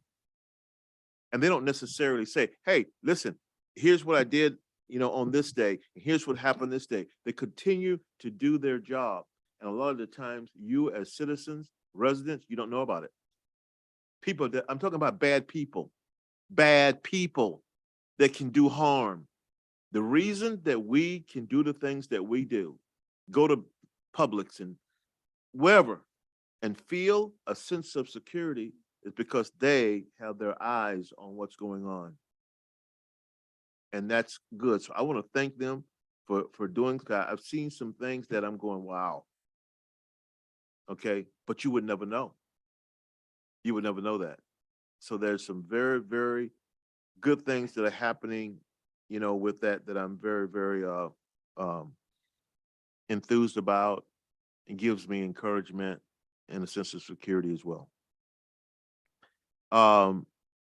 Juneteenth events are coming up, and I want, you'll hear more about this as it comes forward. But, there is so much that we need to be happy about in terms of the events that we have in place. in the city of Deerfield Beach. And so I'm looking forward to that. And I know we're just in May, but as we get closer to it, there will be more information revealed. So that's it for me, Mayor. Thank you. Thank you, Commissioner. District 3. District 3. I have set up a voter registration drive here in City Hall. It's nonpartisan. Everybody needs to check on their voter registration. Make sure you're not removed from the rolls. 1. 2, it's now required by law. If you vote by mail, you have to re-register every year. We have the forms. We don't care what party you belong to, what you believe in, what you don't believe in. The most precious thing you have in this country is your right to vote. Those of you who don't vote, whatever you get, be happy with, because you didn't bother to take part of it. You have no reason to complain about anything because you refused to be a part of fixing the system to the best of your ability. So we set up every Friday from 9 to 12, 3 hours. We registered one person every 15 minutes for the 3 hours. Not a bad first day. We'll be there every Friday. Tell your friends if they need any kind of help. We have the phones, we have the forms. We'll help you fill them out and you can mail them right there at City Hall. Once they're made out and sealed, given to you, it's up to you to mail them. We don't take possession of your voting application. We're just there to help you. Fill it out, answer your questions, see that it's sealed properly, give it to you to mail. It's postage free. Takes about 3 or 4 days and you can pick up the phone and they'll tell you they received it. Or there's a spot on the outside. If you want to put your email down, they'll send you an email that they received it. And it's going to count. You're registered for whatever local, state, federal elections. I did it and I'm okay through 2024. But if you don't do it, you could lose your right to vote. You could have been mistakenly taken off the rolls or deliberately. Who knows? It's not important. The point is to get back on. You don't vote, shame on you. It's the only real right you have in this country to elect leaders that you feel will help. It's up to you. But we'll be here every Friday. Tell your friends if they want help. We have the form, takes about 5 minutes to fill out. You're on your way. We're just there to help you fill the form out properly, seal it, give it to you to mail. You can mail it again at City Hall or take it with you to the post office. Up to you. That's all I have for District 3. District 4. Thank you, Mayor. In no particular order, first of all, if you ever wanted a reason to believe what we did on Election Day, approving the Southwest 11th Way site was the right thing to do, read the article in last week's Pelican regarding what Pompano is doing. They are spending not millions, tens of millions of dollars to create a new downtown area. And they have the related group who I believe bid on our project, was not successful, was one of the developers of that particular project. So this is going on all around us. This was something that if we didn't, we were going to get, not just get left behind, but left far behind. Because look at in the Pelican, the article, Judy Wilson did a great article about what is happening at Pompano. And so when I read that, I'm like, what's Boca doing? Because I haven't really been to Boca a lot, even though it's our neighbor to the north. So this past weekend, I went up to Royal Palm and Meisner Park in Boca. And those are kind of gathering places too for people. It has restaurants, there's hotel space. I mean, it's very different if you haven't been in that area. and I'm not encouraging you to do so, stay in Deerfield Beach. But if you look to the neighbors around us, they are making progress at all as well. So I think that just really sums up that what we did on election day was by far the best thing for this city going forward. And oh, by the way, as an aside, the surface parking at Royal Palm and Meisner Park, it's metered. It's metered. And there's a place in Deerfield where it's not. Secondly, the Solid Waste Working Group came out with its revised ILA. I haven't had a chance to go all the way through it, and I believe one of the changes are substantive, and we're gonna have to vote again on that at a future meeting. The city attorney is shaking his head yes, so just be aware that's coming up at a future meeting. As far as future meetings, Commissioner Hudak, I'd be happy to look at the dune restoration master plan idea. Just put it on an agenda, please, with some backup so that I can review it in advance. Like the mayor, I did not have an opportunity to review the presentation tonight. So I'd be happy to consider that. Just put it on an agenda, please. June 3rd, before our next meeting on June 6th, Saturday is my next Saturday office hours, here by phone, Zoom, whatever your preference is. Contact the city manager's office. And then last is Mr. Lubin. Mr. Lubin struck a nerve with me earlier for good reason. Nothing against him, but it's what he said when he stood here and he was talking about the student awards, how basically he was ashamed that no one from the dais was there at the awards ceremony. And I've been at those in the past, and he is right. Somebody should have been there, or if we had commitments or whatever. And he's 100% right. But you know what? It wasn't on my calendar. I didn't even know about it. The mayor said he wanted 2 weeks notice. I had 0 notice. And this is something that's, my blood pressure is going up. For 6 years. We've had trouble with our calendars. I don't know what it takes to get items on our calendars. Let us decide what we want to go to, but we can't go to it if it's not on our calendar. And this is repeated over the years. I mean, it's just getting kind of old. So I don't know what the solution is, but we have to do something and we have to do better. Because I can't go to what I don't know about. And then to have someone from our own EAB come up and shame us, and rightfully so, it's embarrassing. It's truly embarrassing. To kind of deviate from that point a little bit, Commissioner Preston, you were talking this morning, or excuse me, earlier in your comments about follow-up as well. And that's another thing too, that maybe is part of the budget process. We had talked about years ago, like there's some type of software out there for follow-up. So if you have an issue with McKeithen Park, and the fence or whatever, or somebody has a pothole, or somebody has a street lightage out or something, that at least there's a central place where our concerns are going. Because it's got to be tough for the city manager. I mean, he has 5 bosses. How can you, if we all call him once a day, every day for the week for some issue going on, I mean, that's what, 5 times a day? That's 20. I can do the math in my head. That's 25 things in a week, and that's going to add up, So there's got to be a way to kind of manage that going forward. If there's something we can do budget time, because I like you, I'm my own secretary, I have to follow up on some of these issues, hey, what's going on with this or what's going on with that? Or sometimes I won't even follow up because I just do it on my own.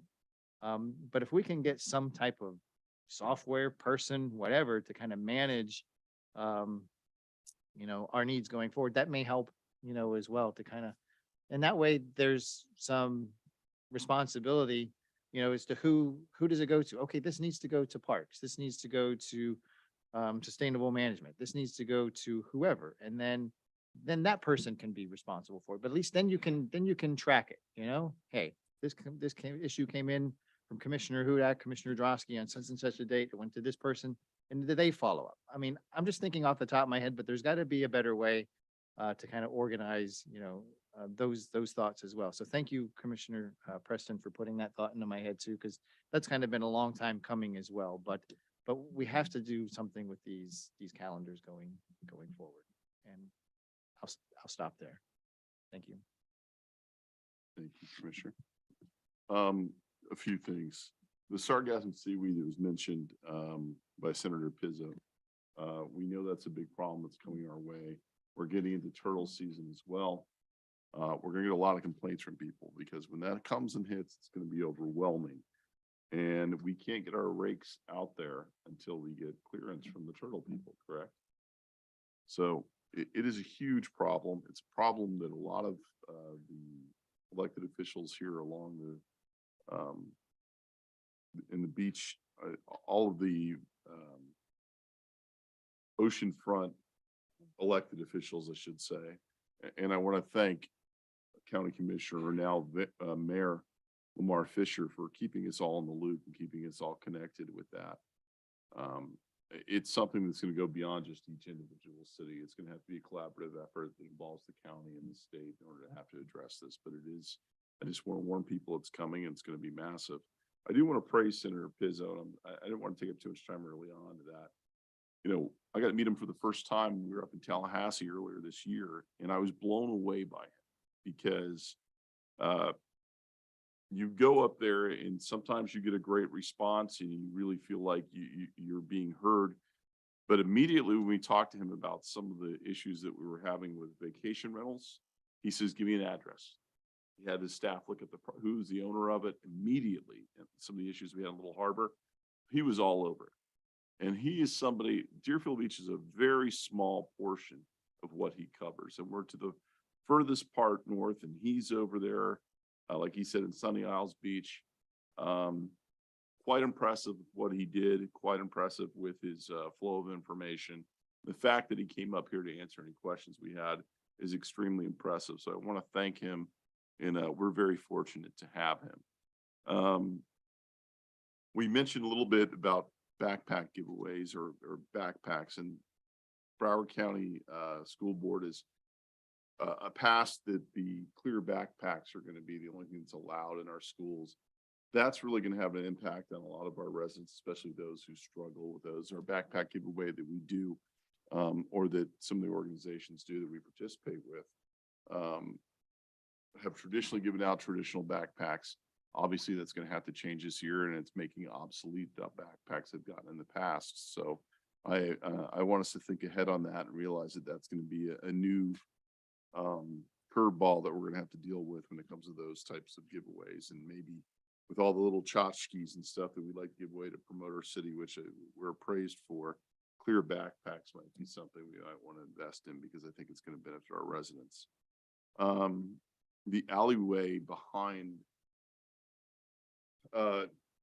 really Muddy Waters Rise dispensary, there's an alleyway that runs along there. It looks like Beirut. The potholes there are probably equivalent to what's on the moon right now. So if we can do something about that entire road back there is a problem. It's our street. We need to do something with it. If we could look into that. And Mr. City Manager, I apologize for not telling you about that earlier. Here's another one that I forgot to tell you about earlier. There's a gentleman from Lou Vinsel contacted me. There's a gentleman from Verizon, because he's obviously in this industry, that said there's some interference issues with our water tower, and they just want to know who to contact. So I'm probably going to give your information out, and you can direct it any way it goes to. And to both the points of my colleagues, there's only one person I really call to get anything done in the city, and it's the city manager, because by the charter, that's the only one we can give any direction to. I'll call the city attorney to ask questions. If I can't get a hold of David, it's a real emergency, I will call the assistant city manager, who's been fantastic. If it's something that has to do with, a little more paperwork oriented, I will talk to the city clerk. But almost all of my phone calls are direct to the city manager, because that's the only person by charter I can give direction to. I will call our chief of police, who's fantastic with responding and answering questions and doing that. But I try to limit that towards the city manager. But if we're having stuff fall, and that means if I'm thinking about all the stuff that I bring to him, I can only imagine what everybody else brings to him.